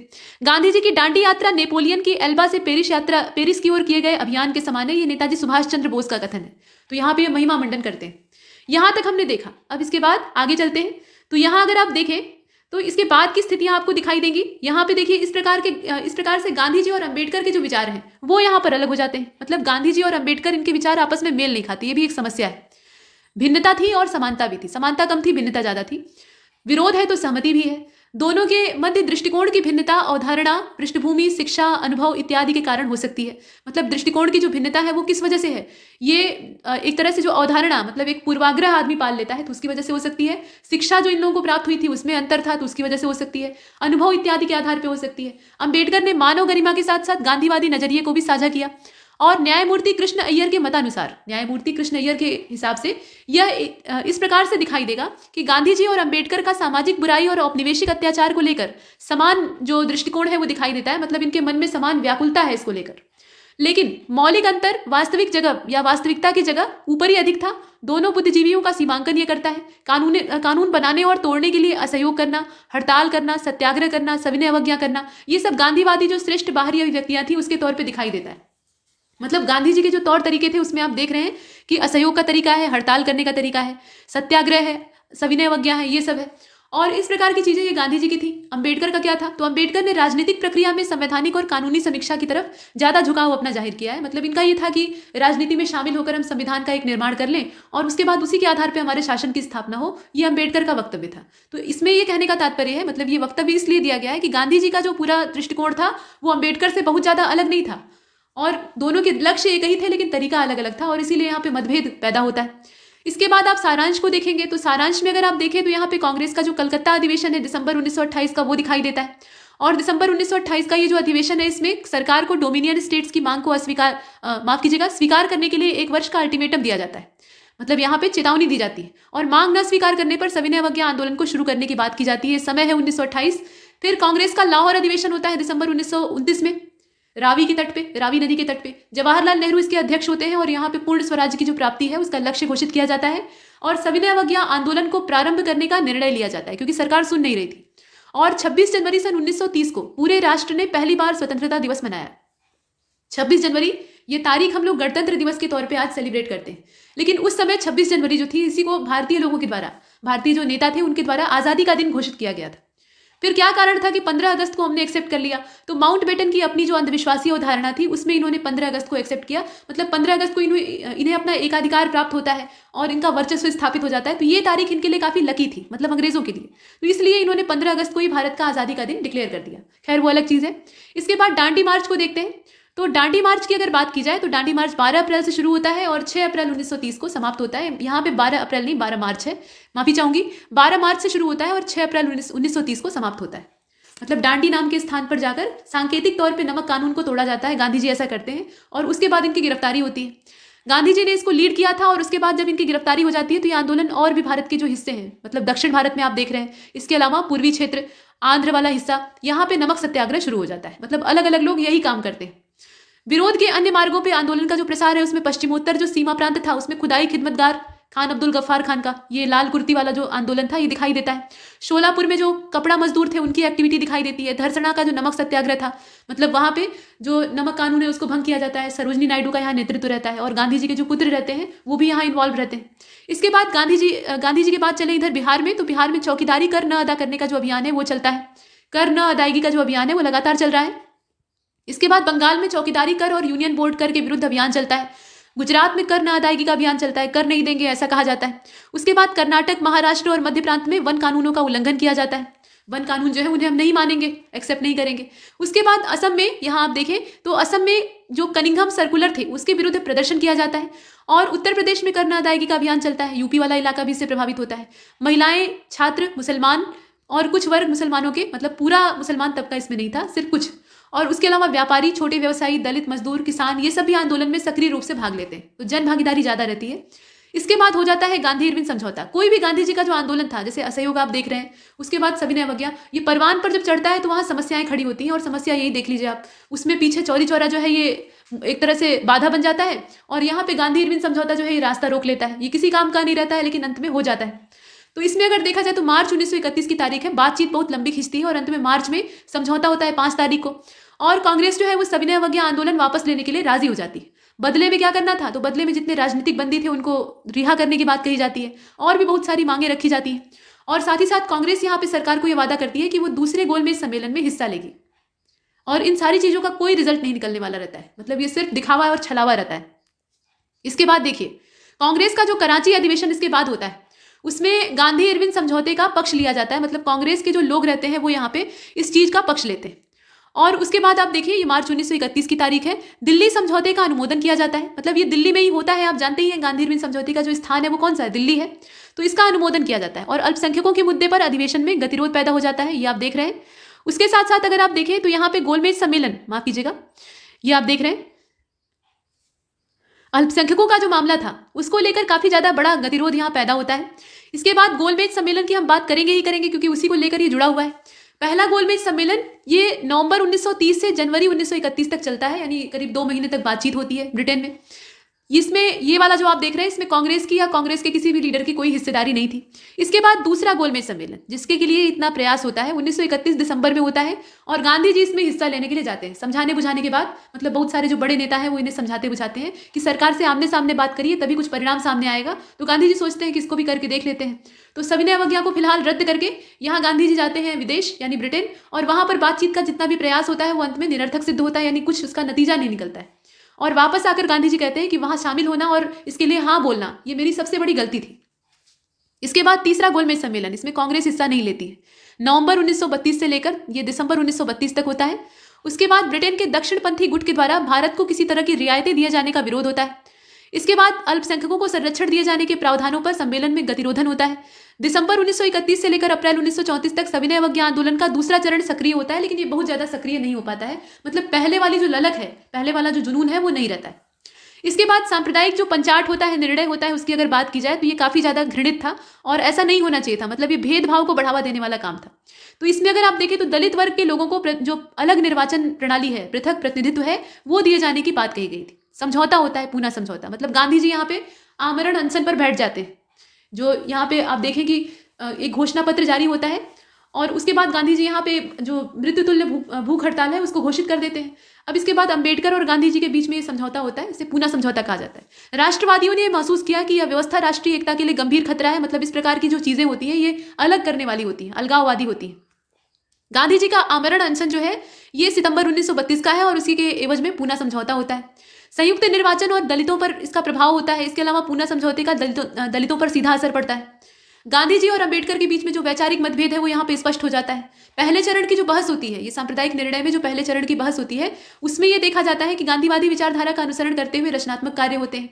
संवैधानिक संघर्ष और चुनावों में सहभागिता की बात की जाती है।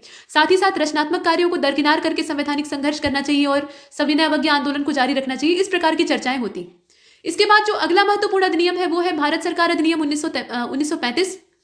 इसमें बहुत सारे अनुच्छेद थे, काफी लंबा चौड़ा अधिनियम था और इसी का जो ढांचा है या इसी का जो स्ट्रक्चर है वो हमारे भारतीय संविधान को आधार दिए हुए है। मतलब अधिकतर अनुच्छेद तो वहीं से लिए गए। तो इसमें अगर देखा जाए तो प्रस्ताव आते हैं। एक तो अखिल भारतीय संघ की स्थापना का प्रस्ताव आता है, केंद्र में द्विसदनीय व्यवस्थापिका की बात कही जाती है, प्रांतीय स्वायत्तता की बात की जाती है और विधान हेतु 3 सूचियां केंद्रीय, प्रांतीय और संवर्ती यहां पर जारी की जाती है। केंद्र में प्रशासन हेतु विषयों का सुरक्षित और हस्तांतरित वर्ग में विभाजन होता है। प्रांतीय व्यवस्थापिका के सदस्यों का प्रत्यक्ष निर्वाचन होता है और 1937 के प्रारंभ में प्रांतीय व्यवस्थापिकाओं के चुनाव संपन्न किए जाते हैं। और कांग्रेस के द्वारा जो बंबई, मद्रास और संयुक्त प्रांत, मध्य भारत, बिहार, उड़ीसा, पश्चिमोत्तर प्रांत वाला क्षेत्र है वहां पे मंत्रिमंडलों का गठन किया जाता है। ये सारी चीजें जो है ये 1935 का जो गवर्नमेंट ऑफ इंडिया एक्ट था उसके द्वारा लाई जाती। आगे बढ़ते हैं। इसके बाद अगर देखा जाए तो दूसरे चरण की जो बहस है वो कैसे होती है। नेहरू, सुभाष और कांग्रेस के जो समाजवादी और साम्यवादी लोग थे वो सत्ता की भागीदारी का विरोध करते। उनका ऐसा मानना था कि सत्ता की भागीदारी इसमें नहीं होनी चाहिए। वामपंथियों ने गतिरोध को यहां समाप्त करने के उद्देश्य से परिषद में प्रवेश करने का प्रस्ताव रखा। गांधी ने प्रारंभ में सत्ता में भागीदारी का जो विरोध है वो तो किया, लेकिन बाद में इसकी परमिशन दे दी, बाद में इसे ठीक समझते हैं और अनुमति दे देते हैं। कांग्रेस का लखनऊ अधिवेशन होता है 1936 वाला, इससे पहले वाला नहीं देखना है, ये 1936 का है। तो 1936 का अधिवेशन होता है और इसके बाद फैजपुर अधिवेशन होता है 1937 में। इसमें चुनाव लड़ने का निर्णय लिया जाता है। प्रश्न यहां से बहुत बार बनते हैं तो इसे ध्यान से देखिएगा। मंत्रियों और पदाधिकारियों को गांधी जी का परामर्श मिलता है और मतलब यहाँ पे गांधी जी का परामर्श होता है और इसमें पद का लोभ ना करें, त्यागने को तैयार रहें, इस प्रकार की बातें कही गई। और पद का इस्तेमाल ब्रिटिश शासन द्वारा निर्धारित अपेक्षा अनुसार नहीं होना चाहिए। मतलब ब्रिटिश जो लोग हैं या जो अंग्रेज सरकार है वो हमें जिस तरीके से यूज करना चाह रही है हम वैसे यूज नहीं होंगे, हम रहेंगे वहां पर तब भी, लेकिन उसके बावजूद करेंगे अपने मन वाली, ये बात। उसके बाद कांग्रेस के जो मंत्रालय थे उनके अधीन कार्य तो नागरिक स्वतंत्रताओं की बहाली हेतु कदम उठाए जाते हैं। प्रेस पर लगे हुए प्रतिबंधों को हटाया जाता है, ये बहुत बड़ी बात है। राजनीतिक कैदियों और क्रांतिकारियों को मुक्त किया जाता है। विभिन्न संगठनों, पुस्तकों और जर्नल्स पर से जो प्रतिबंध पहले पाबंदी लग गई थी उसको यहाँ रिप्लेस कर दिया जाता है। और सविनय अवज्ञा आंदोलन से संबंधित जो अधिकारी थे उनकी पेंशन को एक बार फिर से रिलीज कर दिया जाता है, यानी फिर से शुरू कर दिया जाता है। ये सब जो चीजें हैं यहाँ पे आप देख रहे हैं, ये कांग्रेस के अधीन होने वाले कार्य हैं। इसके बाद आप भारत छोड़ो आंदोलन को देखेंगे तो आंदोलन क्यों प्रारंभ किया गया, ये पहला प्रश्न बनता है। और प्रश्न जब बनता है तो इसका उत्तर मिलना चाहिए। देखिए, पीछे आपने क्रिप्स मिशन के बारे में देखा है, तो क्रिप्स मिशन के प्रस्ताव में भारतीयों की मांगों को पूरा करने की पूरी शक्ति नहीं थी। मतलब सरकार यहाँ पे कुछ ज्यादा ही इच्छा शक्ति नहीं दिखा रही थी। और युद्ध के समय जो कठिनाइयां उत्पन्न हो गई थी उससे जन असंतोष बहुत ज्यादा फैल गया था। मतलब भारत छोड़ो आंदोलन की जो तारीख है वो 1942 है और 1939 के बाद वाला जो समय है वो बहुत ही अशांत है पूरे विश्व में। द्वितीय विश्व युद्ध पूरी तरह से छिड़ा हुआ है और यहाँ पे मित्र और धुरी राष्ट्र आपस में भिड़ रहे हैं। तो ऐसे में भारत की स्थिति कुछ खास अच्छी नहीं थी, तरह तरह की कठिनाइयां पैदा थी और उन कठिनाइयों की वजह से जनता में असंतोष था। ब्रिटेन की अपराजयता का भ्रम एक बार फिर से टूटता है। हालांकि लोगों के मन में ये सुगबुगाहट तो पहले से रहती है, लेकिन यहाँ आकर उन्हें महसूस हो जाता है कि जर्मनी और जापान के आगे जो मित्र राष्ट्र हैं इनकी चल नहीं रही और ब्रिटेन भी उसी में से एक है। तो लोगों के मन में एक अनजाना डर समा जाता है कि कहीं जापान हमारे ऊपर भी हमला तो नहीं बोल देगा, क्योंकि हम ब्रिटेन के उपनिवेश हैं। हमसे कोई सीधी सीधी दुश्मनी तो है नहीं, लेकिन उपनिवेश होने की वजह से यहाँ की ताकत को नष्ट करने के लिए जापान यहाँ आक्रमण कर सकता है। ये लोगों की मिथ्या आशंका थी, ऐसा कुछ नहीं होता है। इसके बाद देखिए, संभावित जापानी आक्रमण के मद्देनजर भारतीय नेताओं की जनता को तैयार करने की अभिलाषा। मतलब नेता यहाँ पे जनता को समझाते थे कि भाई ऐसा हो सकता है, तो इसके लिए भी तैयार रहो, और लोग डर गए। उसके बाद क्या हुआ, तो यहाँ अगर आप देखें तो भारतीय राष्ट्रीय कांग्रेस की जो बैठक है ये बंबई में होती है 8 अगस्त 1942 को। ये चीजें आप जानते हैं, 1942 8 अगस्त को ये बंबई में होती है। और भारत छोड़ो प्रस्ताव जो है ये सर्वसम्मति से पास किया जाता है। इसे सर्वसम्मति यानी सबके परमिशन से, सबके सहयोग से पास किया जाता है। करो या मरो का नारा दिया जाता है। ग्वालियर टैंक मैदान से गांधी जी अपना ऐतिहासिक भाषण देते हैं और कहते हैं कि अब वक्त आ गया है कि अब देश की आज़ादी के लिए अपना सब कुछ झोंक दिया जाए, और इस प्रयास में या तो हम सफल होंगे, मतलब आज़ाद करा लेंगे, और नहीं तो इसका प्रयास करते हुए शहीद होंगे। यही दो चीज़ें हो सकती हैं, तो हमारे पास कोई रास्ता नहीं है, करो या मरो। 9 अगस्त 1942, 8 को ये शुरू होता है। अगस्त क्रांति के नाम से भी इसको जाना जाता है। 9 अगस्त 1942 को जितने भी मेन लीडर थे, बड़े बड़े कांग्रेस के नेता थे, उनको अरेस्ट कर लिया जाता है। ये काम पहले भी हुआ था, इससे पहले आपने स्वदेशी वाला देखा है, उसके बाद असहयोग, इसके अलावा सविनय अवज्ञा, या इस प्रकार के तमाम आंदोलन आपने देखे हैं जिसमें कि सरकार ने यही तरीका अपनाया था। जो बड़े वाले लीडर होते थे उनको अरेस्ट कर लिया जाता था, ताकि जो छोटे वाले हैं या इनके दिशा निर्देश पर काम करने वाले कार्यकर्ता हैं वो बेकार हो जाए, मतलब उनका मनोबल खत्म हो जाए, वो भटक जाए।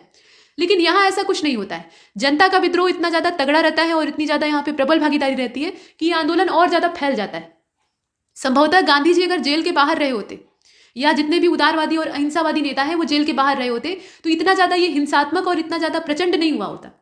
काम तो तब भी करता, लेकिन तब यहाँ पे जो नीतियां हैं वो अहिंसक ही रही होती। इसमें कुछ ज्यादा जो उग्रता है या एक तरह से जोश है वो नहीं आया होता। लेकिन जब इसमें जो छोटा वर्ग है अपनी भागीदारी करता है या अपनी भूमिका निभाता है, तो ये आंदोलन प्रचंड हो जाता है और इतना भीषण आंदोलन छिड़ता है कि अंग्रेजों की खटिया खड़ी हो जाती है। वही हम लोग देख रहे हैं। ठीक है, आंदोलनों को यहाँ पे आंदोलनकारी जो थे उनको समुचित नेतृत्व प्रदान करने के लिए कुछ नेताओं ने जमीनी कार्रवाई की। मतलब ये अंडरग्राउंड होकर काम करते थे, बाहर नहीं निकलते थे, बाहर निकलेंगे तो गिरफ्तारी हो जाएगी, तो ये अपने छिप गए थे और वहां से दिशा निर्देश देते थे और इनका काम करने वाली जनता होती थी। इसके बाद कुछ स्थानीय सरकारों की भी स्थापना होती है, आपने पढ़ा ही है भारत छोड़ो आंदोलन में, जो लोकल गवर्नमेंट स्थापित होती है। इसमें बलिया में चित्तू पांडे के नेतृत्व में होती है। तामलुक बंगाल वाला जो क्षेत्र है, ताम्रलिप्ति बंदरगाह कभी हुआ करता था, ये तामलुक के नाम से जाना जाता है, तो यहाँ पे, और सतारा महाराष्ट्र में, यहाँ पे लोकल गवर्नमेंट यानी समानांतर सरकारों का गठन होता है। जितने भी सरकारी कार्यालय दफ्तर होते हैं या जितना भी महकमा प्रशासनिक होता है उस पर कब्जा करके यहाँ के जो नेतृत्वकर्ता मतलब लीडर लोग होते हैं वो अपना झंडा फहरा देते हैं यानी तिरंगा, और यहाँ पे अपनी सरकार की घोषणा कर देते हैं। और सबसे स्थायी इसमें जो लोकल गवर्नमेंट है वो सतारा में रही थी, ये लंबे समय तक रहती है, बाकी जो है वो अल्पकालिक होती है। इसके बाद देखा जाए तो जैसा कि पीछे आपने देखा कि सविनय अवज्ञा में या स्वदेशी में भागीदारी बड़े पैमाने पर जनता की थी, तो यहाँ भी दिखाई देता है। और यहाँ तक आते आते यानी भारत छोड़ो का जो दौर था वहां तक आते आते जनता को भी ये महसूस हो जाता है कि अब धीरे धीरे काम करने से कुछ नहीं होगा, या रुक रुक कर प्रयास करने से कुछ नहीं होगा, अब एकदम पूरी जी जान झोंकने की आवश्यकता है, तभी कुछ मिलेगा, अन्यथा नहीं मिलेगा। और ये चीज़ नेताओं को भी रियलाइज हो गई थी, तो सभी अपनी जी तोड़ कोशिश कर रहे थे। और यहाँ आप देखिए कि युवा, महिलाएं, श्रमिक, किसान, सरकारी सेवक, साम्यवादी, ये सभी इससे आकर जुड़ जाते हैं। मतलब समाज का हर एक तबका इससे जुड़ा रहता है। और फरवरी 1943 में गांधी जी ने आमरण अनशन को शुरू किया और 23 मार्च 1943 को पाकिस्तान दिवस मनाया गया। मतलब यहाँ पे मुस्लिम लीग अपना अलग ही लेकर बैठी हुई थी, ये बंगाल विभाजन के समय से ही अलग हो गए और उसके बाद इनकी जो धारणा थी वो एकदम से अलग थलग रही। ये कभी भी देश का हित नहीं चाहते थे मुस्लिम लीग वाले, और इसीलिए जब ये मतलब राष्ट्रवादी नेता यहाँ अंग्रेजों का विरोध करते थे तो ये अपनी ही तान कर बैठ जाते थे। इसके बाद आज़ाद हिंद फौज को आप देखेंगे, देश के अंदर प्रयास चल रहा था, देश के बाहर भी प्रयास चल रहा था। तो 1938 और 1939 का जो समय था, यहाँ पे 1938 और 1939 की अगर हम बात करें तो हरिपुरा अधिवेशन और त्रिपुरी अधिवेशन, इन दोनों अधिवेशनों में नेताजी सुभाष चंद्र बोस सर्वसम्मति से और प्रचंड बहुमत के साथ अध्यक्ष चुने जाते हैं कांग्रेस के, मतलब अधिवेशन के। और ऐसी स्थिति में 38 वाला तो अच्छे से गुजर जाता है, यहाँ पे बैलों का एक बढ़िया रथ वगैरह तैयार किया जाता है और उनकी शोभा यात्रा निकलती है। लेकिन 1939 में गांधी जी ने अपना एक कैंडिडेट इस चुनाव प्रक्रिया में उतार दिया था, जो कि थे पट्टाभी सीतारमैया। और सीतारमैया यहाँ पे अगेंस्ट किसके रहते हैं, तो नेताजी सुभाष चंद्र बोस के। अब सीतारमैया पढ़े लिखे इंसान थे और मतलब कट्टर गांधीवादी थे, मतलब एकदम अहिंसात्मक नीतियों का पालन करते थे, विद्वान व्यक्ति थे। लेकिन अगर नेताजी सुभाष चंद्र बोस से उनको कंपेयर किया जाए तो दोनों में कोई यहाँ तुलना ही नहीं, मतलब कहाँ राजा भोज और कहाँ गंगू तेली वाली स्थिति हो जाएगी। और ऐसी कंडीशन में नेताजी सुभाष चंद्र बोस को एक बार फिर से लोकप्रियता प्राप्त होती है और वो फिर से यहाँ पे 1939 में झंडे गाड़ देते हैं। लेकिन गांधी जी यहाँ पर अपना वक्तव्य देते हैं और वो बहुत ही निराशापूर्ण था। वो कहते हैं कि ये सीतारमैया की हार नहीं है बल्कि मेरी हार है।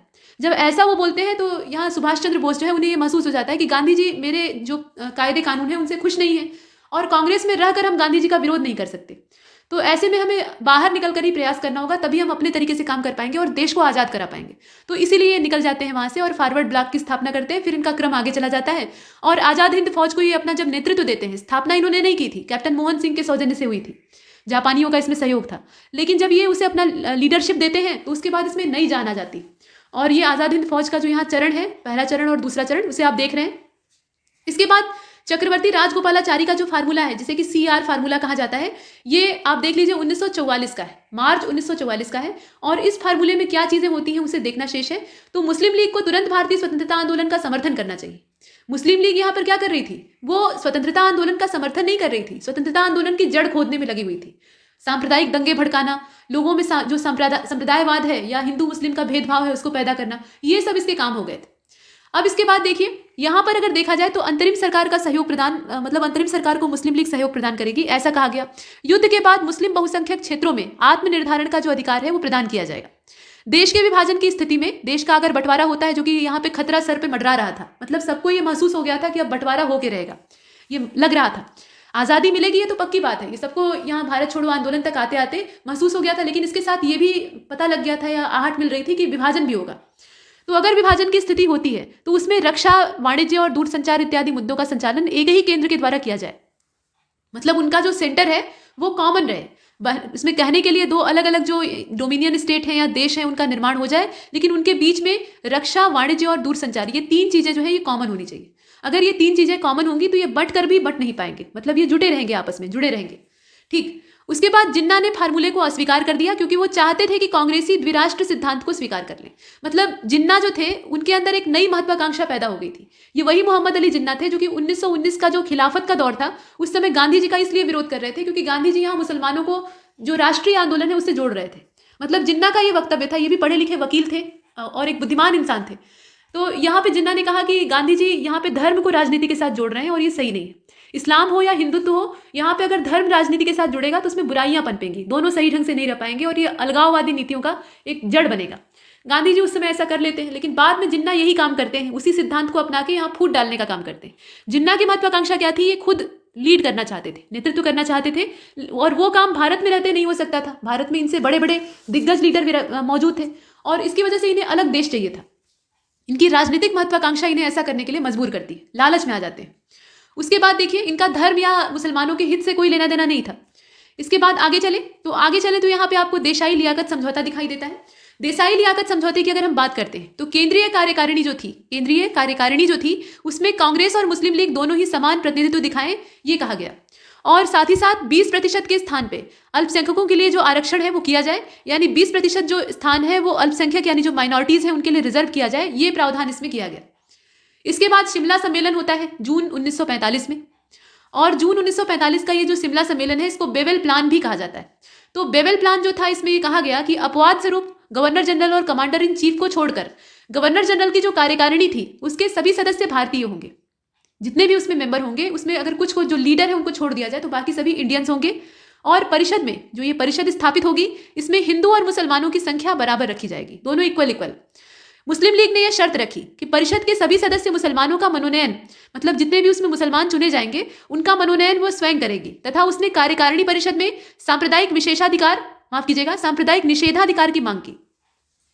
कांग्रेस ने आरोप लगाया कि बेबेल योजना उनके विशुद्ध सवर्ण हिंदू दल घोषित करने का प्रयास है। मतलब यहाँ पे अलग अलग लेकर लोग बैठे हुए थे। जातिवादी जो प्रथाएं थी वो एकदम चरम पर थी, हिंदूवादी और मुस्लिमवादी, ब्राह्मणवादी, न जाने क्या क्या। तो ये अलग अलग वाद जो थे ये टकराव पैदा कर रहे थे और देश की आज़ादी में रुकावट डाल रहे थे, विभाजन का रास्ता प्रखर कर रहे थे। इसके बाद अब प्रमुख विचारों को देख लेते हैं। तो प्रमुख विचारों में अगर आप देखें तो यहाँ पे अल्पसंख्यक और बहुसंख्यक समुदाय, यह जो प्रश्न है ये ब्रिटिश सरकार के द्वारा पैदा किया गया है और इसकी भारत से वापसी के बाद ही ये प्रश्न जो है ये स्वयं अदृश्य हो जाएंगे। कहने का मतलब ये गांधी जी का ही कथन है, गांधी जी सही कह रहे थे। गांधी जी का ये कहना था कि जो अल्पसंख्यक और बहुसंख्यक का जो सिद्धांत दे दिया है ये अंग्रेजों का दिया हुआ है, उन्होंने अपने फायदे के लिए ये पैदा कर दिया है। और ब्रिटिश सरकार जब यहाँ से रुखसत हो जाएगी, विदा हो जाएगी, तो उसके बाद ये जितनी भी चीजें हैं ये अपने आप अदृश्य हो जाएंगी। और इसीलिए गांधी जी अंत तक विभाजन का विरोध करते रहे। विभाजन की आहट और विभाजन का जो यहाँ पे एक तरह से अनिवार्यता है वो सामने आ चुकी थी और गांधी जी भी इस बात को जानते थे। सांप्रदायिक दंगे लगातार हो रहे थे, अशांति फैली हुई थी, तो शांति वो भी चाहते थे, लेकिन उन्हें ऐसा लग रहा था, उनका ऐसा मानना था और उनके इस कथन में वो झलकता है कि जब ब्रिटिश यहाँ से चले जाएंगे, उन्होंने कहा ना कि भारत छोड़कर जाओ अंग्रेजों, तो अंग्रेज जब भारत छोड़कर चले जाएंगे तो उसके बाद ये स्थितियां सामान्य हो जाएंगी, ऐसा गांधी जी को लगता था। अभी होती या नहीं होती वो अलग बात है, लेकिन यहाँ पर अंग्रेज कम चालाक नहीं रहते हैं। वो भेज देते हैं माउंटबेटन को कि जाओ पहले बंटवारा करवा लो तभी वहां से जाना, मतलब बिना बंटवारा कराए वहां से हिलना मत, ठीक। तो ऐसी कंडीशन क्रिएट होती है, कुल मिलाकर विभाजन होना रहता है, वो हो जाता है। हम विभाजित होते हैं और वे शासन करते हैं, ये मौलाना मोहम्मद अली का कथन है। वो बांट कर हमें शासन करते हैं, तो फूट डालो राज करो, वो नीति ही है। उसके बाद अगर देखा जाए तो 1940 के पश्चात दिन के प्रकाश की भांति ये एकदम से स्पष्ट हो चुका था कि मुसलमानों की मंजिल न ही हिंदू राष्ट्र के अधीन दोयम दर्जे की नागरिकता प्राप्त करना है और न ही बहुराष्ट्रीय भारत में संदिग्ध भागीदारी को निभाना है। उनका अंतिम लक्ष्य है पृथक मातृभूमि के साथ पृथक राष्ट्र। मतलब अब वो मातृभूमि के बंटवारे पर तुल आए थे। 1940 में जब पाकिस्तान की मांग की जाती है उसी दिन से ये दिन के प्रकाश की भांति स्पष्ट हो जाता है। और ये कथन किसका है? ये पाकिस्तान के स्वतंत्रता आंदोलन के इतिहास में कहा गया है, मतलब ये पुस्तक से निकला हुआ उदाहरण है।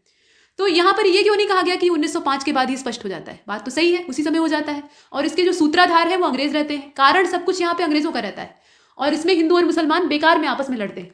और उसके बाद 1940 के बाद ये एकदम से अपना अलग थलग राष्ट्र चाहते हैं जहां पे अपनी संप्रभुता स्थापित कर सके। इसके बाद आप आगे देखिए तो एक स्वतंत्र संप्रभु राष्ट्र, संपन्न राष्ट्र के रूप में पाकिस्तान का जन्म अलीगढ़ मुस्लिम विश्वविद्यालय में हुआ, ये आगा खां का कहना था और आगा खां ने स्वयं ऐसा किया था। मतलब यहाँ पे उत्तरदायी कौन था? आगा खां खुद थे। इसके बाद आगे चलते, यहाँ देखिए ब्रिटिश शासन के अंतिम के 2 वर्ष कैसे थे ये हमें देखना है। तो 2 मुख्य आधार यहाँ पे आपको दिखाई दे रहे हैं। एक तो स्वतंत्रता और विभाजन के संबंध में जो कुटिल समझौते और षड्यंत्र लगातार हो रहे थे वो दिखाई देते हैं और सांप्रदायिकता और हिंसा से परिपूर्ण गतिविधियां दिखाई देती हैं। तीव्र उन्मादी जन प्रतिक्रिया सामने आती है। ये सब जितने भी आधार हैं ये ब्रिटिश शासन के अंतिम 2 वर्षों में दिखाई देते हैं। अंतिम 2 वर्ष का मतलब समझ रहे हैं, ये 1945 से लेकर 1947 के बीच का 2 साल है, इसकी बात की जा रही है। अब इसके बाद जुलाई 1945 की बात करते हैं तो ब्रिटेन में श्रमिक दल की सत्ता आ जाती है, मतलब वहां पे सत्ता परिवर्तन होता है और जो लेबर पार्टी है उसकी सत्ता आ जाती है। अगस्त 1945 में क्या होता है? तो अगस्त 1945 में केंद्रीय और प्रांतीय विधानसभाओं के लिए चुनावों की घोषणा होती है और सितंबर 1945 में युद्ध के बाद संविधान सभा के गठन की घोषणा की जाती है। मतलब आप देख रहे हैं कि 1945 में जो दूसरा विश्व युद्ध है वो समाप्त हो चुका है। क्रमशः 6 और 9 अगस्त को यहाँ पे नागासाकी और हिरोशिमा को बर्बाद किया जाता है अमेरिका के द्वारा और उसके बाद जापान यहाँ हथियार डाल देता है, जर्मनी आत्मसमर्पण कर देता है, हिटलर आत्महत्या कर लेता है। ये सब काम हो जाते हैं। उसके बाद यहाँ पे युद्ध जीत लिया जाता है, मतलब मित्र राष्ट्रों की विजय होती है और जो धुरी राष्ट्र है वो पराजित हो जाते हैं। तो कुल मिलाकर परिस्थितियों में परिवर्तन आता है, सरकार के रुख में भी परिवर्तन आता है। तो सरकार के रुख का परिवर्तन इस कारण था कि वैश्विक शक्ति समीकरण में परिवर्तन हो रहा है। ब्रिटेन अब विश्व की नंबर 1 शक्ति नहीं रहा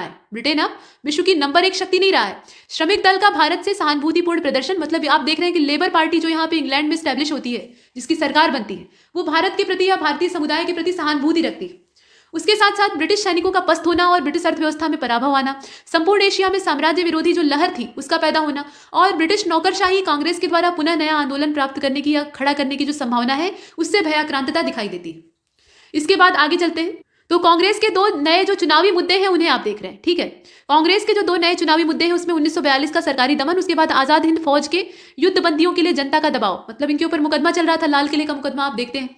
तो वहां जन भागीदारी और जनता का दबाव था, मतलब इन्हें यहां से बाइज्जत बरी किया जाए या इनके ऊपर जो अभियोग है उसको वापस लिया जाए, इस प्रकार का। आजाद हिंद फौज के समर्थन में या उसके संबंध में जन प्रदर्शन और उसके मुख्य बिंदु तो अप्रत्याशित भौगोलिक और सामाजिक प्रसार होता है।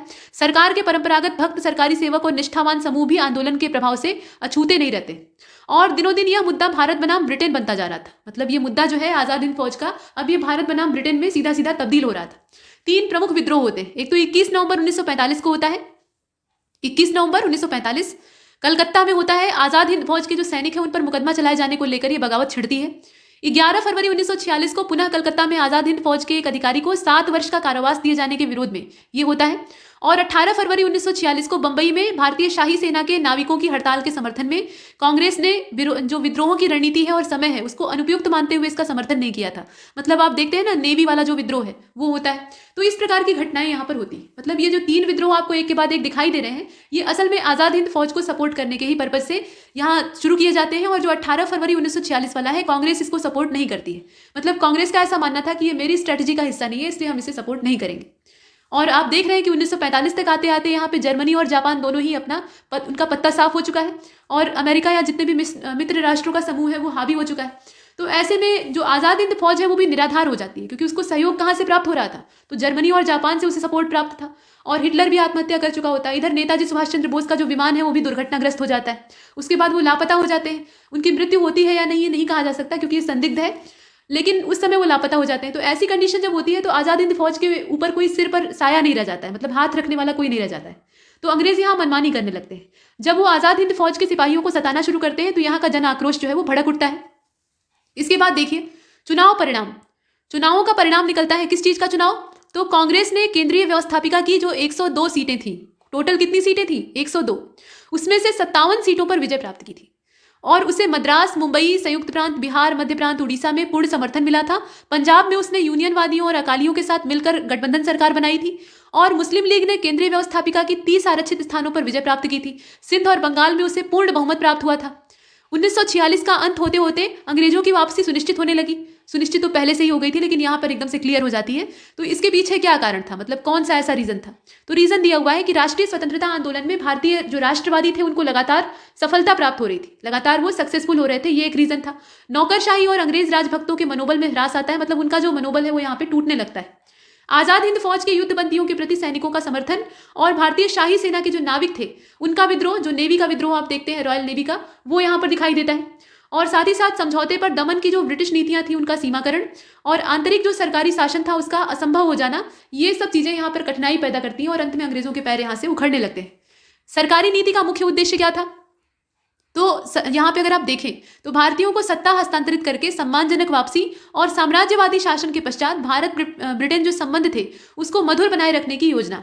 मतलब देखिए 2 तरीके होते हैं। आप किसी को अपने देश से बाहर जाने के लिए कह रहे हैं जो कि यहाँ पे 200 साल से भी अधिक समय से जड़ जमाए हुए, तो एक तरीका तो ये है कि आप उससे एकदम से दुश्मनी मोल लीजिए, जो कि बाद में टकराव का कारण बनेगी और बाद में स्थितियां आपके नियंत्रण से बाहर हो सकती हैं। दूसरा ये तरीका है कि एक मित्रतापूर्ण जो संबंध है उसको स्थापित कर लीजिए और दोस्ताना तरीके से एक दूसरे को विदा कहिए और उसके बाद भविष्य में दोस्त बने रहने के लिए प्रतिबद्ध होइए। तो यहाँ पर दूसरा तरीका ज़्यादा अच्छा है, क्योंकि शांति ही अंतिम लक्ष्य होना चाहिए। युद्ध जो है वो किसी भी समस्या का समाधान नहीं होता है और ये सभी लोग जानते हैं। तो इसलिए संबंधों को मधुर बनाए रखना आवश्यक है और आवश्यक था, क्योंकि जो विश्व युद्ध है वो बाद में भी छिड़ सकता है, ऐसी संभावना थी। तो इसके लिए शांति बहाल होना ही जरूरी है। इसके बाद आप कैबिनेट मिशन को देखेंगे। लगातार जो आगे की गतिविधियां हैं उसको हम लोग देख रहे हैं। तो कैबिनेट मिशन की अगर बात की जाए तो इसके प्रावधान है। पहला प्रावधान ये है कि पाकिस्तान का जो प्रस्ताव था उसको अस्वीकृत कर दिया गया। देखिए आप अंत तक जो प्रस्ताव है उसको यहाँ नकारा जाता है, एक तरह से रिजेक्ट किया जाता है, लेकिन अंत में ये चीजें होकर रहती। अब इसके बाद अगर आगे चला जाए तो इसमें आप देखिए, ये आपने देखा पाकिस्तान का जो प्रस्ताव है उसको अस्वीकृत कर दिया जाता है। मौजूदा जो विधानसभाएं थी उनका 3 समूहों क, ख, ग में समूहीकरण किया जाता है, मतलब इन्हें 3 समूहों में बांट दिया जाता है। संघ प्रांतों और देशी रियासतों में 3 स्तरीय जो कार्यपालिका और व्यवस्थापिका है उनका गठन होता है। प्रांतीय विधानसभाएं इसके अलावा संविधान सभा के सदस्यों का चयन ये करेंगी, ये कहा जाता है।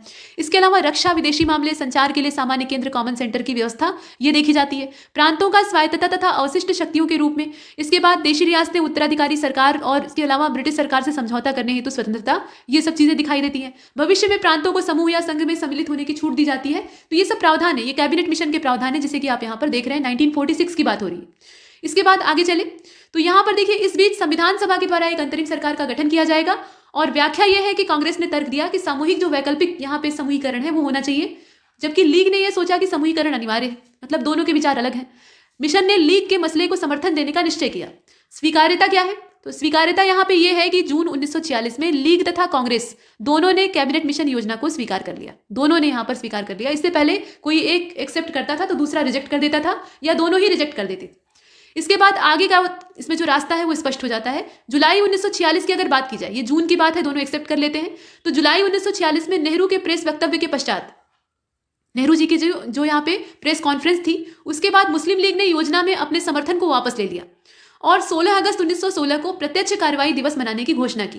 मतलब अब लीग को एक बार फिर से लगने लगा था कि वो लोग जो चाहते हैं, मतलब उनकी जो महत्वाकांक्षा है एक अलग देश बनाने की, वो यहाँ पे धूमिल होती हुई दिखाई दे रही है, क्योंकि नेहरू जी इस तरह का कोई वक्तव्य नहीं दे रहे हैं। उनका तो शांतिपूर्ण प्रस्ताव है। तो ऐसे में ये क्या करते हैं, एकदम से आमने सामने की लड़ाई पर उतर आते हैं कि हम अलग जो यहाँ पे बंटवारा है उसको करवा के रहेंगे। और उसके लिए फिर 16 अगस्त 1946 को प्रत्यक्ष कार्रवाई दिवस मनाया जाता है। और इसका नतीजा क्या होता है? भयंकर मात्रा में सांप्रदायिक दंगे भड़क उठते हैं। और यही उद्देश्य भी रहता है, मतलब यहाँ पे दंगे भड़कवाना ये लीग का उद्देश्य रहता है, ताकि जो राष्ट्रवादी नेता हैं, कांग्रेसी नेता हैं, या गांधी जी हैं या नेहरू जी हैं, जो भी हैं, उनके ऊपर एक मानसिक दबाव बने कि आप दंगे जो यहाँ पे भड़के हुए हैं, या हिंदू मुस्लिम आपस में लड़ रहे हैं, लोगों के घर जल रहे हैं, उसको अगर रोकना चाहते हैं तो सीधे सीधे बंटवारा क्यों नहीं कर देते। ये बात मनवाने के लिए किया गया काम था। उसके बाद सितंबर 1946, यहाँ आप देख रहे हैं जवाहरलाल नेहरू और उनके नेतृत्व का जो पूरा मंत्रिमंडल था उसने अंतरिम सरकार के रूप में शपथ ली। अक्टूबर 1946 मुस्लिम लीग अंतरिम सरकार में सम्मिलित होती है, लेकिन उसका जो अड़ियल रवैया है, जो वो चाहती थी, वो बरकरार रहता है। फरवरी 1947 कांग्रेस के सदस्यों ने मुस्लिम लीग के सदस्यों को अंतरिम सरकार से निष्कासित करने की मांग की और लीग ने संविधान सभा को भंग करने की मांग की। मतलब यहाँ पे कांग्रेस के सदस्य जो हैं अब तक लीग को झेलते झेलते पक चुके हैं, तो अब कहते हैं कि इन्हें बाहर करो। और उसके बाद लीग क्या कहती है कि संविधान सभा को ही भंग कर देना चाहिए। तो यहाँ पर फिर से वही बिगाड़ने वाली बात शुरू हो जाती है। इसके बाद आगे चलते हैं, तो आगे अगर आप देखें तो यहाँ पे बालकन प्लान आता है, और बालकन योजना जो है इसको बालकन प्लान के नाम से भी जाना जाता है। वर्ष 1947 में, यहाँ आप देख रहे हैं 1947 में मार्च से लेकर मई के बीच में लॉर्ड माउंटबेटन ने यह फैसला किया कि कैबिनेट मिशन योजना अनियंत्रित हो चुकी है। मतलब उसमें जो प्रस्ताव थे उसको एक्सेप्ट भले ही दोनों ने किया था, मतलब लीग और कांग्रेस ने, लेकिन वो अब नियंत्रण से बाहर है और उसकी जगह पे एक वैकल्पिक योजना को तैयार करने की आवश्यकता है। और इस योजना में यह प्रावधान था कि सत्ता का हस्तांतरण पृथक पृथक प्रांतों में किया जाए, या सत्ता का हस्तांतरण करने से पहले यदि परिसंघ का गठन हो जाए तो उसके साथ ही यह प्रावधान भी आ जाएगा कि जो बंगाल और पंजाब वाला हिस्सा है उसको यह विकल्प दे दिया जाए कि वह बंटवारे में जनमत संग्रह का सहारा लेकर जिधर चाहे उधर जा सकता है। मतलब जनता जिधर चाहे उधर जा सकती है, ये एक प्रावधान था। तो माउंटबेटन ने एक वैकल्पिक रास्ता दिखाया। अभी तक क्या था, एक अड़ियल रवैया था कि बंटवारा नहीं होगा नहीं होगा, लेकिन अभी क्या होता है कि सरकार को, अंग्रेजों को ये महसूस होता है कि भाई बंटवारा हो जाना चाहिए, और उसको करवाने के लिए माउंटबेटन आते ही हैं। तो उनका ये कहना था कि एक विकल्प आपके पास है कि अलग अलग हो जाइए और जिसको जिधर जाना है वो जा सकता है। उसके बाद देखिए यहाँ पर कहा गया कि देशी रियासतें जो हैं उनको और विभिन्न जो समूह हैं उनको इस प्रकार की छूट होगी कि यदि वे भारत में सम्मिलित होना चाहते हैं तो भारत में चले जाएं, मतलब भारत में रहें, और नहीं तो पाकिस्तान में अगर सम्मिलित होना चाहते हैं। और यहाँ पे 3 विकल्प आपको दिखाई दे रहे हैं। पहला तो यह है कि भारत में सम्मिलित होना चाहते हैं तो भारत में रहें, पाकिस्तान में जाना चाहते हैं तो पाकिस्तान में चले जाएं, और नहीं तो स्वतंत्र अपना अस्तित्व बनाए रखना चाहते हैं तो उसके लिए भी आज़ाद है, मतलब आप खुद अपनी सरकार, इस प्रकार से। तो ये बात है। लेकिन जवाहरलाल नेहरू के द्वारा इस योजना पर बहुत तीखी प्रतिक्रिया होती है और उसके बाद इस योजना को यहीं पर ड्रॉप कर दिया जाता है, यानी ये असफल हो जाती है। विचार यहाँ पे कुछ है, वो विचारों को देख लीजिएगा। अंग्रेज ना तो हिंदुओं के दुश्मन थे और न मुसलमानों के दोस्त थे, मतलब न तो किसी के दोस्त थे न दुश्मन थे, वो व्यापारी थे, व्यापार के उद्देश्य से आए ही थे और यहाँ से शोषण करके कमा के ले जाना ये इनका पर्पस था, उसके लिए चाहे जो भी करना पड़े। और ये जब यहाँ पे अपना फायदा सिद्ध करना होता था, अपना लाभ कमाना होता था, तो मुसलमानों से दोस्ती दिखाते थे। और वस्तुतः इन्हीं की जो अंतर्राष्ट्रीय नीतियां थी, इसी का परिणाम होता है विभाजन। ये वली खां का वक्तव्य है। इसके बाद भारत को बांटो और राज्य करो की नीतियों के तहत उतना नुकसान नहीं हुआ जितना कि उसे चरणों में सत्ता हस्तांतरित करने से होता है। यह कार्य राजनीतिक और सामाजिक रूप से देश को हताश करने वाला था। यह आरजे मूर का कथन है। हमने यह महसूस किया कि यदि हमने विभाजन स्वीकार नहीं किया तो भारत छोटे छोटे टुकड़ों में विभाजित हो जाएगा और नष्ट हो जाएगा। कार्यालय में मेरे 1 वर्ष के अनुभव से मुझे यह ज्ञात हुआ कि हम जिस रास्ते पर चल रहे थे वह हमें विनाश की ओर ले जा रहा था। ऐसा करने पर हमारे पास एक नहीं कई पाकिस्तान पैदा हो जाते और हमारे प्रत्येक कार्यालय में एक पाकिस्तानी शाखा होती। मतलब इसमें वल्लभ भाई पटेल ये कहना चाह रहे थे कि मुस्लिम लीग को जो हम लोग साथ लेकर चलने की मूर्खता कर रहे थे वो असल में एक बेवकूफ़ी थी। मुस्लिम लीग जहां जहां रहती, मतलब जहां जहां वो कांग्रेस के साथ जुड़कर मंत्रिमंडल का निर्माण करती, वहां नए नए पाकिस्तान खड़े होने लगते। तो उनका दमन करने का एकमात्र तरीका था कि इन्हें अलग दे दिया जाए। इसके बाद आगे चलते हैं। यहाँ देखिए, कांग्रेस के साथ साथ मुस्लिम लीग ने भी विभाजन को स्वीकार किया, यद्यपि वास्तविक स्थिति बिल्कुल अलग थी। देश का विभाजन केवल कांग्रेस की कार्यकारिणी बैठक में जो प्रस्ताव पारित होता है तथा मुस्लिम लीग के रजिस्टर में ही स्वीकार किया गया है। भारत के लोगों ने कभी इसे स्वतंत्र और खुले मन से स्वीकार नहीं किया, यद्यपि कुछ ने इसे स्वीकार किया और कुछ ने इसे गुस्से के साथ एक्सेप्ट किया, मतलब दुर्भाग्यपूर्ण घटना कहा। यह मौलाना आजाद का कथन है और ये बहुत सही है। नेता क्या कर रहे हैं उससे जनता को कुछ खास मतलब नहीं होता है। हाँ, नेता जब दिशा दिखाते हैं तो जनता उस दिशा में काम करती है, लेकिन जनता वास्तव में विभाजन नहीं चाहती थी। कोई भी अपनी मातृभूमि छोड़कर जाना चाहेगा, कोई भी अपनी पैतृक जो संपदा है, पैतृक जो धरोहर है, घर बार है, उसको उसमें आग लगाकर अपना सामान वहां से डेरा डंडा बटोर कर किसी ऐसे स्थान पर जाना चाहेगा जहां पे अनिश्चितता है, जहां पे उसने कभी अपना जीवन यापन नहीं किया, अपने खेत खलिहानों को कोई बटते हुए देखना चाहेगा। इस प्रकार की स्थितियां कौन चाहता है? तो आम जनता विभाजन नहीं चाहती थी, लेकिन यहाँ पर जो दरार बीच में पैदा कर दी गई थी उसकी वजह से लोगों को अलग होना पड़ता है। मैंने अपने सचिव तथा उसके टाइपराइटर की सहायता से मुसलमानों के लिए पाकिस्तान प्राप्त किया, ये मोहम्मद अली जिन्ना का कथन है। और ये तो बहुत बड़े षड्यंत्रकारी बाद में बन जाते हैं। मतलब इनकी राजनीतिक महत्वाकांक्षा और जो लालच है वो इतना ज्यादा प्रबल हो जाता है कि ये कुछ और सोचते ही नहीं है। लाखों यहाँ पे जो हिंदू और मुसलमान हैं, दोनों के घर जलते हैं, दोनों बर्बाद होते हैं, दोनों एकदम बदहाली की ओर चले जाते हैं, आर्थिक रूप से विपन्न हो जाते हैं। यहाँ ऐसा नहीं कि सिर्फ हिंदुओं का ही नुकसान होता है, मुसलमानों का भी होता है। और उससे जिन्ना को कोई लेना देना नहीं था। जिन्ना को इस बात से मतलब था कि उन्हें सत्ता मिले, और अंत में मिलती है जब पाकिस्तान में ये चले जाते हैं। तो उसके बाद आगे चलते हैं। 1940 के उपरांत मुसलमानों को यह स्पष्ट हो गया कि उनका उद्देश्य न तो एक भारतीय हिंदू राष्ट्र के रूप में दूसरे दर्जे का नागरिक बनना है, और न ही एक बहुराष्ट्रीय भारत में जो संदिग्ध साझेदारी है वो करना है। तो ये तो वक्तव्य आपने पीछे देखा है। इसके अलावा जवाहरलाल नेहरू का एक कथन है, उसको भी देख लेते हैं। तो एक सांप्रदायिकता से दूसरी सांप्रदायिकता समाप्त नहीं होगी, बल्कि एक दूसरे को बढ़ावा देंगी और दोनों ही पनपती है। तो मतलब यहाँ पे नेहरू जी का ये कथन था कि जो सांप्रदायिकता यहाँ पहले से भड़की हुई है, मतलब मुस्लिम लीग ने जो यहाँ पे माहौल तैयार कर दिया है, उसका जवाब विभाजन नहीं है। नेहरू जी विभाजन के पक्ष में नहीं थे। विभाजन अगर हम लोग करेंगे तो एक सांप्रदायिकता हम लोग खड़ी कर देंगे, मतलब यहाँ पे हिंदू अलग, मुस्लिम अलग, अलग इस प्रकार का। और इससे क्या होगा, ये सांप्रदायिकता की जो कड़ी है ये जुड़ती जाएगी। मतलब जंजीर में जैसे कड़ियां होती है वैसे ही अटैच होती जाएगी और आगे तक जाएगी, ये कभी पीछा नहीं छोड़ेगी। और सही में पीछा नहीं छोड़ती है, समय समय पर राजनीति इसको भड़का देती। इसके बाद आगे चलते, इसके बाद एटली की घोषणा होती है। तो एटली यानी क्लीमेंट एटली, इनका जो बयान है ये 30 जून 1948 की अवधि तक सत्ता का हस्तांतरण कर दिया जाएगा, इस प्रकार से दिखाई देता है। और ये 20 फरवरी 1947 की घोषणा है। एटली की घोषणा की जो डेट है उसको याद रखना है आपको, 20 फरवरी 1947। और सत्ता का हस्तांतरण या तो एक सामान्य केंद्र यानी कॉमन सेंटर, या कुछ क्षेत्रों में प्रांतीय सरकारों को किया जा सकता है। दोनों चीजें हो सकती है। माउंटबेटन योजना आती है 3 जून 1947 को। पंजाब और बंगाल विधानसभाएं विभाजन का निर्णय स्वयं लेंगी, सिंध भी अपना निर्णय स्वयं करेगा। उत्तर पश्चिमी सीमांत प्रांत तथा असम का जो सिलहट जिला है उसमें जनमत संग्रह कराया जाएगा। और यदि विभाजन होता है तो 2 डोमिनियन बनाए जाएंगे और दोनों की अलग अलग संविधान सभाएं होंगी, यानी उनका सब कुछ अलग अलग होगा। और 15 अगस्त 1947 को भारत को आजादी मिल गई। उससे पहले 14 अगस्त को जिन्ना का जो ख्वाब है वो पूरा हो जाता है। ठीक, यहां तक आपने देखा। इसके बाद आगे चलते हैं। आगे अगर आप देखें तो भारतीय स्वतंत्रता अधिनियम आपको दिखाई देता है। ये स्वतंत्रता अधिनियम नहीं बल्कि बंटवारा अधिनियम था, और इसमें ब्रिटिश संसद के द्वारा इसे पारित किया जाता है। और 15 अगस्त 1947 को भारत को एक डोमिनियन स्टेट के रूप में, और 14 अगस्त 1947 को पाकिस्तान को एक डोमिनियन स्टेट के रूप में अलग कर दिया जाता है। अंग्रेजों को भारत छोड़ने पर बाध्य करने वाली शक्तियां कौन सी थी? ये जाते हैं, बंटवारा करा के जाते हैं, लेकिन फिलहाल इन्हें भारत से भगाने वाली जो शक्तियां थी वो कौन सी थी? तो एक तो ऐतिहासिक उद्देश्य का सिद्धांत था। पहला, साम्राज्यवाद का पतन हो चुका था, तो ये भी एक कारण होता है। 2 महान शक्तियों का उदय हो गया था, तो इसलिए भी ये पल्ला समेट लेते हैं। इंग्लैंड में श्रमिक दल का उदय हो जाता है। भारतीय राष्ट्रवाद को रोकने में अंग्रेज विफल हो जाते हैं। विस्फोटक परिस्थितियां पैदा होती हैं, कानून व्यवस्था की स्थिति एकदम से डावाडोल हो जाती है, तो ये कारण बनता है। इसके अलावा भारतीय नौसेना विद्रोह कर देती है, सेना में विद्रोह हो जाता है, ये भी एक रीजन है। वामपंथ का एक जो उदय है यहाँ पे बहुत भड़काने वाली बात थी, तो ये सरकार इससे डरती थी। इसके अलावा जो दोहरा विकल्प था सिद्धांत, उसका दिखाई देता है। और राष्ट्रमंडल का एक विकल्प सामने आता है। तो कुल मिलाकर अंग्रेज जो है वो भारत छोड़ने के लिए विवश हो जाते हैं। ये कुछ कारण आपने यहाँ पर देखे। देश आजाद हो गया। अब उसके बाद क्या होता है, आगे की गतिविधियां कैसी रहती हैं उसको भी देख लेते हैं। तो 14 अगस्त 1947, यहाँ आप डेट देखिएगा, 14 अगस्त 1947 संविधान सभा में आधी रात को घोषित एक समारोह में स्वतंत्र भारत के जो प्रथम प्रधानमंत्री थे पंडित जवाहरलाल नेहरू, उनके तौर पे, मतलब यहाँ पे व्यक्ति के तौर पे बोलते हुए, उन्होंने भाग्य से गुप्त भेंट, यहाँ भाषण का जो शीर्षक है उसको आपको याद रखना है, भाग्य से गुप्त भेंट, इस नाम से एक ऐतिहासिक भाषण दिया। और यहाँ पर नेहरू जी का जो कथन है उसे ध्यान दीजिएगा। तो 15 अगस्त 1947 के जो देश के प्रथम प्रधानमंत्री हैं उसके तौर पे इन्होंने पदभार संभाला, और उनके साथ 15 मंत्रियों ने भी पद धारण किया। स्वतंत्र भारत की जो पहली मंत्रिपरिषद थी उसमें जवाहरलाल नेहरू ये प्रधानमंत्री तो थे ही, उसके अलावा विदेशी मामले, कॉमनवेल्थ संबंध यानी राष्ट्रमंडल संबंध, वैज्ञानिक और अनुसंधान मंत्री की भी जो कामकाज वाली रूपरेखा है उसको हैंडल कर रहे थे। सरदार वल्लभ भाई पटेल ये गृह, सूचना और प्रसारण मंत्री थे। इसके अलावा उप प्रधानमंत्री भी थे। मौलाना अबुल कलाम आजाद को आप देखेंगे शिक्षा मंत्री थे। जान मथाई जो थे ये रेलवे और परिवहन मंत्री थे। सरदार बलदेव सिंह को आप देखेंगे तो ये रक्षा मंत्री थे। मतलब कौन सा इसमें कैबिनेट में किस काम को संभाल रहा था, इस पे प्रश्न बनते भी हैं और पूछे जाते हैं। इसके बाद आप आगे चलिए तो इसमें अगर आगे बढ़े तो जयराम दास दौलत राम का नाम आता है। ये खाद्य और कृषि मंत्री थे, यहाँ पर आप देख पा रहे हैं। जगजीवन राम को आप देखें तो श्रम मंत्री थे। CH भाभा को देखिए वाणिज्य मंत्री थे। अमृता कौर जो थी ये स्वास्थ्य मंत्री थी। इसके अलावा अगर आप देखें तो यहाँ पे रफी अहमद किदवई संचार मंत्री, नरहर विष्णु गाडगिल ये निर्माण और खान तथा ऊर्जा मंत्री के तौर पे देखे जाते थे। RK षडमुख चेट्टी ये वित्त मंत्री थे। KC नियोगी को आप देखिए राहत और पुनर्वास मंत्री थे।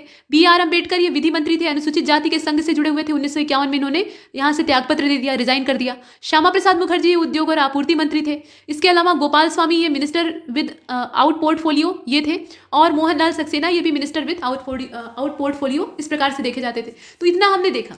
इसके बाद आगे चले तो यहाँ पे रेड क्लिफ जो सीमा निर्णय है और सांप्रदायिक दंगे हैं उनकी बात कर लेते हैं। विभाजन होता है तो विभाजन में कैसे प्रक्रिया होती है। विभाजन योजना के हिसाब से यहाँ देखिएगा, विभाजन योजना के हिसाब से पंजाब और बंगाल की संबद्ध विधायी सभा दो भागों में, एक में मुस्लिम बहुल जिलों का जो लीडरशिप होती है वो दिखाई देती है और दूसरी ओर जो शेष प्रांत है वो होते हैं, इस प्रकार से दिखाई देती है। और दोनों प्रांतों के विभाजन के पक्ष में सामान्य बहुमत से फैसला होता है। पश्चिमी पंजाब पाकिस्तान में चला जाता है जिसका कि करीब 62,000 वर्ग मील का जो क्षेत्रफल है और 15.7 मिलियन जनसंख्या, जनगणना 1941 के हिसाब से वो यहाँ पे पूरी तरह से चली जाती है।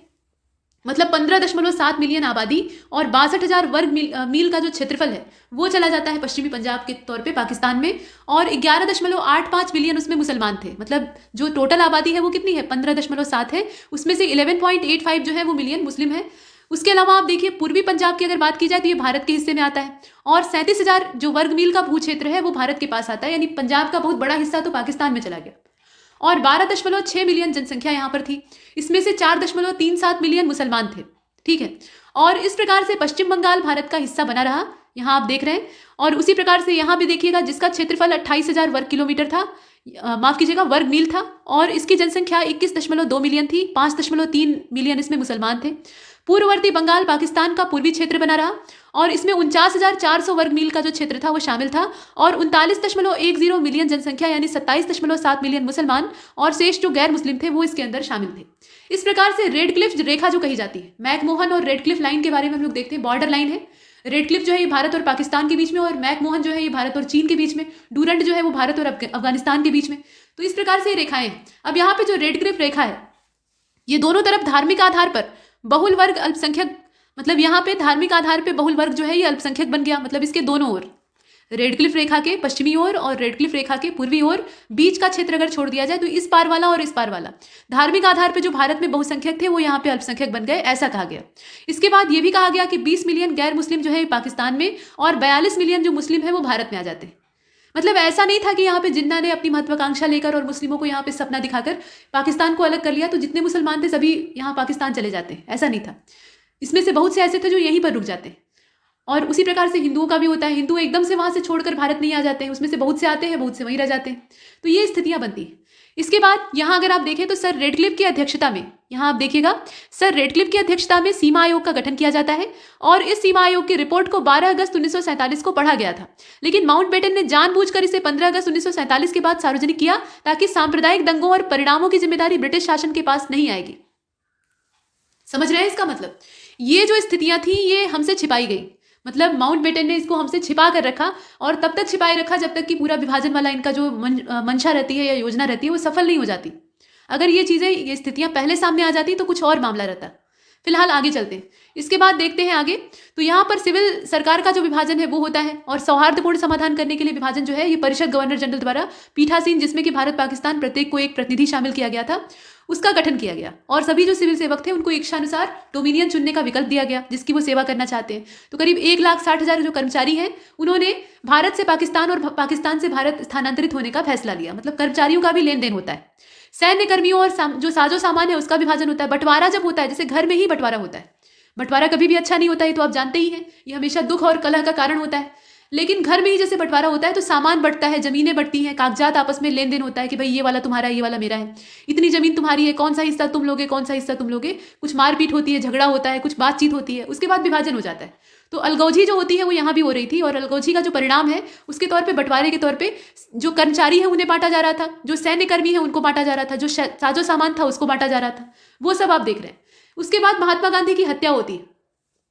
महात्मा गांधी की हत्या होती है 30 जनवरी सन 1948 को। बिरला भवन जो था दिल्ली का, वहां पे नाथूराम गोडसे, ये आप देख रहे हैं, नाथूराम गोडसे, इसने महात्मा गांधी की हत्या कर दी। ऑल इंडिया रेडियो पर जब राष्ट्र को संबोधित करते हुए प्रधानमंत्री जवाहरलाल नेहरू ने कहा कि हमारे जीवन से प्रकाश चला गया और हर तरफ अंधेरा छा गया, उन्हें और उनकी यादों को हमारी सर्वश्रेष्ठ श्रद्धांजलि होगी कि हम स्वयं को सत्य को समर्पित करें और जिसके लिए वो जिए और मरे उसको समर्थन दें। तो ये जब वक्तव्य दिया तो पूरे राष्ट्र में शोक की लहर छा जाती है। अब यहाँ पे कुछ जो नमूने हैं वो गोडसे को सही ठहराते हैं, तो ये तो एकदम से मूर्खता वाली बात हो गई। खैर, इसके बाद 4 फरवरी 1948 की बात अगर की जाए, 4 फरवरी 1948, तो सरदार पटेल ने राष्ट्रीय स्वयंसेवक संघ यानी आरएसएस को प्रतिबंधित कर दिया, और 1949 में आरएसएस से शर्तों के साथ पटेल ने प्रतिबंध हटाया था। असल में आरएसएस जो था उस समय कुछ ज़्यादा ही एक्टिवेट हो गया था। अब आज का समय अगर रहेगा तो जो यहाँ पे सरकारी पोल है वो एक्टिवेट हो जाएंगे, लेकिन फिलहाल उस समय आरएसएस को बैन किया गया था सरदार पटेल के द्वारा, क्योंकि शांति बहाल करना इनका उद्देश्य था। शांति बहाल करने के लिए ही तो इतना बड़ा रिस्क लिया गया और इतना बड़ा कदम उठाया गया, भारत को बांट दिया गया। अब उसके बाद अंदर अगर आप इस तरह की हिंदूवादी गतिविधियों को बढ़ावा देंगे तो इसका परिणाम फिर वही सांप्रदायिकता होगा। मतलब ये समय जो था ये ना तो हिंदू हिंदू चिल्लाने का था, ना मुस्लिम मुस्लिम चिल्लाने का था, ये राष्ट्र के लिए कुछ सोचने का समय था, क्योंकि बहुत संवेदनशील स्थिति थी। मामला सिर्फ उतना ही नहीं था कि हिंदू और मुसलमान आपस में लड़ रहे हैं और विभाजन हो गया, बहुत अच्छा हुआ। इसके अलावा बाहर से भी लोग ताक लगाए हुए थे, जैसे कि आप देखें चीन या पाकिस्तान भी बाद में यही काम करता है। तो इस प्रकार के जो पड़ोसी थे वो भारत की कमजोरी का फायदा उठाना चाह रहे थे। तो बहुत आवश्यक था कि अभी नए नवेले गठित हुए इस नए राष्ट्र को, संप्रभु राष्ट्र को बना कर रखा जाए। जो आज़ादी हमने इतनी कीमत देकर चुका कर प्राप्त की है उसको बरकरार रखने के लिए जरूरी था कि हम अपने निजी जो झगड़े हैं उनको छोड़ छाड़ कर जो यहाँ पे देश हित का मामला है उसमें इन्वॉल्व हो, और इसके लिए आरएसएस हो या मुस्लिम लीग हो या जो भी कुछ हो उन पर बैन करना आवश्यक था। तो मुस्लिम लीग तो चली जाती है यहाँ पे, मतलब पाकिस्तान का बंटवारा हो जाता है, और उसके बाद मुस्लिम लीग अभी भी भारत में है, लेकिन जो पाकिस्तान की डिमांड करने वाले नेता थे वो पाकिस्तान चले गए। उसके बाद भारत में अगर इस प्रकार की सांप्रदायिकता पैदा होती तो फिर से खतरा होता है, इसके चलते पटेल इसे बैन कर देते हैं। इसके बाद आगे चलते, यहाँ देखिए कुछ और चीजें, जैसे भारतीय रियासतों को आप देखेंगे तो भारतीय रियासतों की संख्या 562 थी। आप समझ रहे हैं इतना कितना ज्यादा संख्या होती है, 562 कम नहीं होता। तो 562 उस समय प्रिंसली स्टेट थी, और इनका जो क्षेत्रफल था वो करीब 7,12,508 वर्ग मील का क्षेत्र था। रजवाड़ों की यहाँ पे बहुतायत थी, और भारतीय रियासतों में से कुछ रियासतें तो अत्यंत छोटी थी, बहुत छोटी छोटी थी, लेकिन थी, जैसे कि बिलबारी, इसकी जनसंख्या केवल 27 थी, मतलब मात्र इसमें 27 लोग थे, लेकिन ये भी प्रिंसली स्टेट थी, और वार्षिक आय मात्र 8 रुपए थी। आप समझ लीजिए कि ये कितना हास्यास्पद है, लेकिन था। और कुछ रियासतें बहुत बड़ी थी, जैसे कि हैदराबाद का साइज लगभग इटली के बराबर था वर्तमान में, मतलब उस समय, और उसकी जनसंख्या करीब 1,40,00,000 थी, और आमदनी करीब 8.5 करोड़ रुपए वार्षिक थी। इस प्रकार की स्थितियां थी, मतलब बहुत छोटी छोटी भी प्रिंसली स्टेट थी और बहुत बड़े वाले भी थे। अब एक समान संघ की जो नीति है 1935 से लेकर 47 वाली, वो यहाँ पर आड़े आती है। 1935 का जो भारत शासन अधिनियम था उसके प्रस्तावित जो सिद्धांत थे उसमें समस्त भारतीय संघ की जो संघीय विधानसभा है उसमें भारतीय जो नरेश थे, यहाँ पे नरेंद्र लिखा हुआ है, नरेश थे, तो भारतीय नरेश जो थे उसमें से 375 में से 125 के स्थान दिए गए थे। उसके साथ साथ राज्य विधान परिषद के हिसाब से जब संघ अस्तित्व में आना था तब परिषद में आधे स्थानों पर आने वाली रियासतें कम से कम आधी जनसंख्या प्रभावित संघ में सम्मिलित होने की स्वीकृति दें, किंतु अपर्याप्त रियासतों ने संघ में सम्मिलित होना अस्वीकार किया और इसलिए संघ अस्तित्व में नहीं आ सका। ये प्रयास पहले हुआ था। अब इसके बाद रियासतों का एकीकरण आवश्यक था, क्योंकि जब तक हम लोग टुकड़ों में बटे रहते तब तक बाहरी आक्रमण का और हमारे फिर से एक बार गुलाम बन जाने का खतरा हमेशा रहता। तो इसलिए जरूरी था कि सबको एक सूत्र में बांधा जाए, और वही होता है। तो राष्ट्रीय अस्थायी सरकार में रियासत विभाग के जो मंत्री थे सरदार वल्लभ भाई पटेल, उन्होंने मंत्रालय के सचिव के रूप में वीपी मेनन की सेवाएं प्राप्त की और भारतीय रियासतों से देशभक्तिपूर्ण ये अपील की, मतलब ये यहाँ पे राष्ट्रवाद और देशभक्ति को आधार बना के उनसे आग्रह किया गया कि वे रक्षा, यहाँ आप देख लीजिए, अपनी रक्षा, विदेशी मामले तथा संचार व्यवस्था को भारत के अधीनस्थ बनाकर भारत संघ में सम्मिलित हो जाए। अब यहाँ पर ये कहा गया, और ये वो रजवाड़े थे जो कि अपनी पुश्तों से यहाँ शासन करते आ रहे थे, उनकी नवाबी थी, तो वो कतई तैयार नहीं होते। उसमें से अधिकतर जो है वो इनकार करते हैं, कुछ जो है आनाकानी करने के बाद शामिल होते हैं, और कुछ जो यहाँ पे इस प्रकार के नमूने थे जो कि पाकिस्तान के फेवर में जाने की कोशिश करते हैं या अपने अलग आज़ाद होने की कोशिश करते हैं। फिलहाल तो यहाँ अगर देखिए तो सरदार पटेल ने यह तर्क दिया कि चूंकि ये तीनों मामले पहले से ही ताज की सर्वश्रेष्ठता के अधीन थे तथा रियासतों का इस पर कोई नियंत्रण भी नहीं था, अतः रियासतों के भारत में सम्मिलित होने में उनकी संप्रभुता पर कोई आंच नहीं आएगी। और 15 अगस्त 1947 के अंत तक 136 क्षेत्राधिकार रियासतें भारत में सम्मिलित हो चुकी थी, किंतु कुछ अन्य ने स्वयं को इस व्यवस्था से अलग रखा और जो अलग करके यहाँ पे बैठी हुई थी उनके लिए फिर कुछ और भी करना पड़ता है। जो सीधे रास्ते ना निकले उनके लिए फिर अंगुली टेढ़ी करनी पड़ती है। तो जूनागढ़, हैदराबाद और कश्मीर के बारे में देखना आवश्यक है। सबसे पहले आप देखिए जूनागढ़ को। तो जूनागढ़ जो था यहाँ पे मुस्लिम नवाब था, यहाँ का जो राजा था वो मुस्लिम था और वो पाकिस्तान में अपनी रियासत को शामिल करना चाहता था, लेकिन जनसंख्या जो थी वो हिंदू बहुल थी और वो भारत में रहना चाहती थी। अंत में नवाब जो है यहाँ पे अपना बल आजमाते हैं, मतलब दमनकारी रवैया अपनाते हैं और इसके कारण यहाँ जनमत संग्रह कराया जाता है और जनमत संग्रह जब होता है तो जनता को भरपूर मौका मिलता है। जनता ने भारी बहुमत के साथ भारत में सम्मिलित होने के पक्ष में निर्णय किया। उसके बाद नवाब की कोई औकात नहीं थी कि वो रोक दे। इसके बाद हैदराबाद की ओर चलते तो हैदराबाद का नियम अपनी संप्रभुता बनाए रखने के पक्ष में था। ये नियम नहीं निजाम है, ठीक है। आपने देखा है कि मोहम्मद शाह रंगीला जो कि उत्तरवर्ती मुगल बादशाह था, उसके समय में हैदराबाद एक स्वतंत्र राज्य यानी निजामशाही की स्थापना होती है और चिनकिलिज खान निजामुल मुल्क इसकी नींव रखता है। उसके बाद से ये प्रिंसली स्टेट के तौर पे चल रहा था। निजाम काफी ज्यादा मतलब भोग विलास वाला व्यक्ति था। मराठों का उसे हमेशा डर लगता था, इसलिए सहायक संधि को भी उसने सबसे पहले एक्सेप्ट कर लिया था। खैर, तो यहाँ पर अगर देखा जाए तो जनता ने भारत में सम्मिलित होने के लिए तीव्र आंदोलन किया। जनता ने भारत में सम्मिलित होने के लिए तीव्र आंदोलन किया और निजाम आंदोलनकारियों के प्रति दमन की नीति पर उतर आया जूनागढ़ की तरह। और 13 सितंबर 1948 को भारतीय सेनाएं हैदराबाद में प्रवेश कर गई और 18 सितंबर 1948 को निजाम ने आत्मसमर्पण कर दिया। अंततः नवंबर 1949 में हैदराबाद को भारत में सम्मिलित कर लिया गया। निजाम कतई अपनी ओर से तैयार नहीं था कि वो इसमें शामिल होगा। वो पाकिस्तान से मदद मांगने जा रहा था और ऐसी स्थिति में जब पटेल को ये लगता है, मतलब वल्लभ भाई पटेल को ये लगता है कि ये तो बाहर से दुश्मन बुला लेगा अपने देश में, तो ऐसे में फिर सैन्य कार्रवाई लाजमी हो जाती है। इसके बाद कश्मीर को देखिए तो कश्मीर में यहाँ मामला उल्टा था। कश्मीर में राजा हिंदू था और वहाँ की जो आबादी थी वो अल्पसंख्यक बहुल थी। ये स्थितियां थी, मतलब उस समय महाराजा हरि सिंह वहाँ पर राजा थे।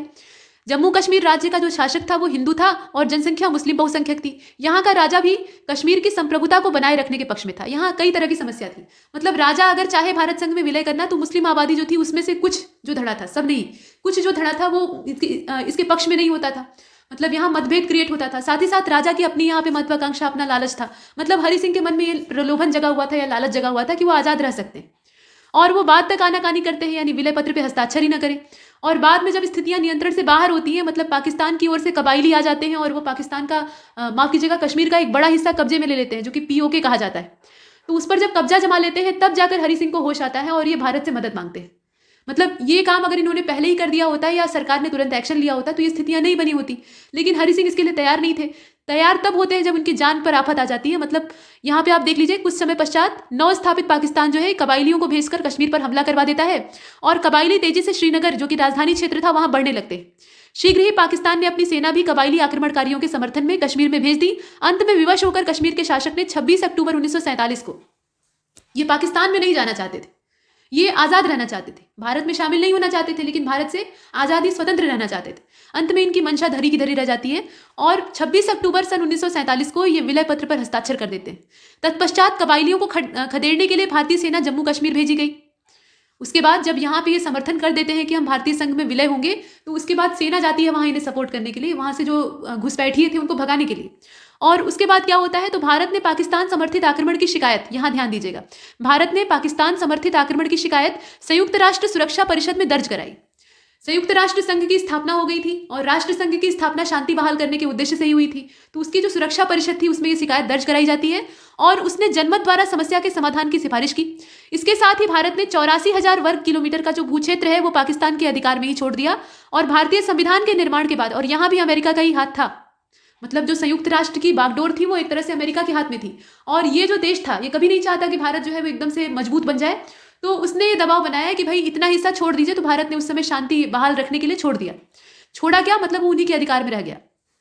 इसके बाद भारतीय संविधान के निर्माण के बाद जम्मू कश्मीर राज्य को अनुच्छेद 370 के द्वारा विशेष राज्य का दर्जा प्रदान किया गया और वर्तमान में ये 370 खत्म हुआ, मतलब इसकी कुछ धाराएं शेष है, बाकी बेकार हो गई। वर्तमान में ये राज्य नहीं है, केंद्र शासित प्रदेश है और इसके भी 2 टुकड़े हो चुके हैं, मतलब लद्दाख अलग बन चुका है और जम्मू कश्मीर अलग है। ये वर्तमान परिस्थितियां हैं, लेकिन पीछे क्या हुआ था वो हमने देखा। क्रमिक एकीकरण की जो बात की जाती है उसको जरा देख लीजिएगा। तो तीनों रियासतें जो जूनागढ़, कश्मीर और हैदराबाद को आप देख रहे हैं, इसमें भारत संघ में सम्मिलित होने में 2 दिक्कतें आती थी। एक तो ये जो रियासतें थी इनको आधुनिक इकाई के रूप में किस प्रकार से गठित किया जाए ये समस्या थी, और दूसरा संवैधानिक व्यवस्था किसके अंतर्गत और कैसे किया जाए ये भी एक प्रश्न था। तो इस समस्या के समाधान के लिए यहाँ पर कुछ काम किए गए, जैसे कि बहुत सारी जो छोटी छोटी रियासतें थी, करीब 216, आपने देखा ना कि कुछ तो ऐसी थी जिसमें 7-8 या 24-25 सदस्य ही थे और 8 रुपया वार्षिक वहां पे आमदनी होती थी। तो इस प्रकार की रियासतों के बने रहने का कोई मतलब नहीं था, ये बने रहते तो समस्या पैदा होती। तो ऐसे में जो छोटी छोटी रियासतें थी करीब 216 जो कि अलग इकाई के रूप में नहीं रह सकती थी, उनको संलग्न प्रांतों में विलय कर लिया गया, मतलब जो आसपास के बड़े प्रोविंस थे उनमें विलय कर लिया गया और इस श्रेणी को यहाँ पे सूचीबद्ध किया गया। तो पार्ट ए, पार्ट बी और पार्ट सी के तौर पे आप पुनर्गठन वाला देखते हैं। और जैसे कि छत्तीसगढ़ और उड़ीसा ये जो थी, मतलब इनकी 39 रियासतें ये बंबई प्रांत में सम्मिलित की गई और कुछ रियासतों का विलय एक इकाई के रूप में किया गया और वो केंद्र प्रशासित रहे ऐसा फैसला लिया गया और श्रेणी सी में इन्हें सूचीबद्ध किया गया। 61 रियासतें इसमें सम्मिलित थी, इसे आप देख रहे हैं। और इस श्रेणी में हिमाचल प्रदेश, विंध्य प्रदेश, भोपाल, बिलासपुर, मणिपुर, त्रिपुरा, कच्छ की रियासतें आती हैं। इसके बाद एक अन्य प्रकार की विलय राज्य संघों का गठन करना था। इनकी संख्या टोटल कितनी थी? 5। और ये रियासतें काठियावाड़ की संयुक्त रियासतें थी, मध्य प्रदेश था वहां की संयुक्त रियासत थी, पटियाला पूर्वी रियासती संघ, विंध्य प्रदेश मध्य भारत का संघ, राजस्थान, त्रावणकोर और कोचीन की रियासतें, ये सब इसमें शामिल थी। प्रारंभ में रक्षा संचार अवस्था, ये माफ कीजिएगा, ये संचार व्यवस्था है, विदेशी मामलों के मुद्दे पर ही इन रियासतों का विलय किया गया था, परंतु कुछ समय बाद ये महसूस किया जाने लगा कि आपस में सभी संबंध जो निकटतापूर्ण है उनका होना आवश्यक है। 5 राज्य संघ मैसूर, यहाँ पे आप देखिए 5 राज्य संघ तथा मैसूर, इन्होंने भारतीय न्याय क्षेत्र को स्वीकार कर लिया। इन्होंने समवर्ती सूची के विषयों, उसमें कर को अगर छोड़ दिया जाए, मतलब टैक्स को अगर निकाल दिया जाए, अनुच्छेद 238 के विषयों तथा केंद्र की नियंत्रण शक्ति को 10 वर्षों के लिए स्वीकार किया, केवल 10 साल के लिए। इसके बाद संविधान में संशोधन क्रम से होते हैं, तो 7वां जो संशोधन अधिनियम था ये 1956 का है। इसमें श्रेणी बी को समाप्त कर दिया गया, मतलब part A, part B, part C था, तो जो पार्ट बी था उसको यहाँ पे खत्म कर दिया गया। इतना हमने देखा। इसके बाद आप संविधान निर्माण की प्रक्रिया को देख लेते हैं। तो स्वतंत्रता प्राप्ति की जो बात है, मतलब आजादी मिल जाती है 15 अगस्त 1947 को, तो उसके बाद तुरंत बाद भारत में राष्ट्र निर्माण की जो प्रक्रिया है वो शुरू हो जाती है और संविधान का जो पूरा सिस्टम है वो चलता रहता है लगातार। प्रयास पहले से ही चल रहा था, अभी और तेज हो जाता है। और इसके बाद आप देख रहे हैं कि 1950 26 जनवरी को ये लागू हो जाता है। अब देखिए, देश में विविधता और पूरी जो इसकी स्थिति है उसको देखते हुए पूरी दुनिया का सबसे बड़ा संविधान ये भारत का संविधान है। संविधान सभा की पृष्ठभूमि को अगर देखा जाए तो संविधान सभा की परिकल्पना सदैव राष्ट्रीय आंदोलन से जुड़ी हुई थी और संविधान सभा का निश्चित उल्लेख भले ही शब्दों में न किया गया हो, लेकिन भारत शासन अधिनियम 1919 इसके लागू होने के बाद 1922 में महात्मा गांधी ने इस तथ्य का उल्लेख किया था, मतलब स्पष्ट शब्दों में नहीं किया था लेकिन किया था।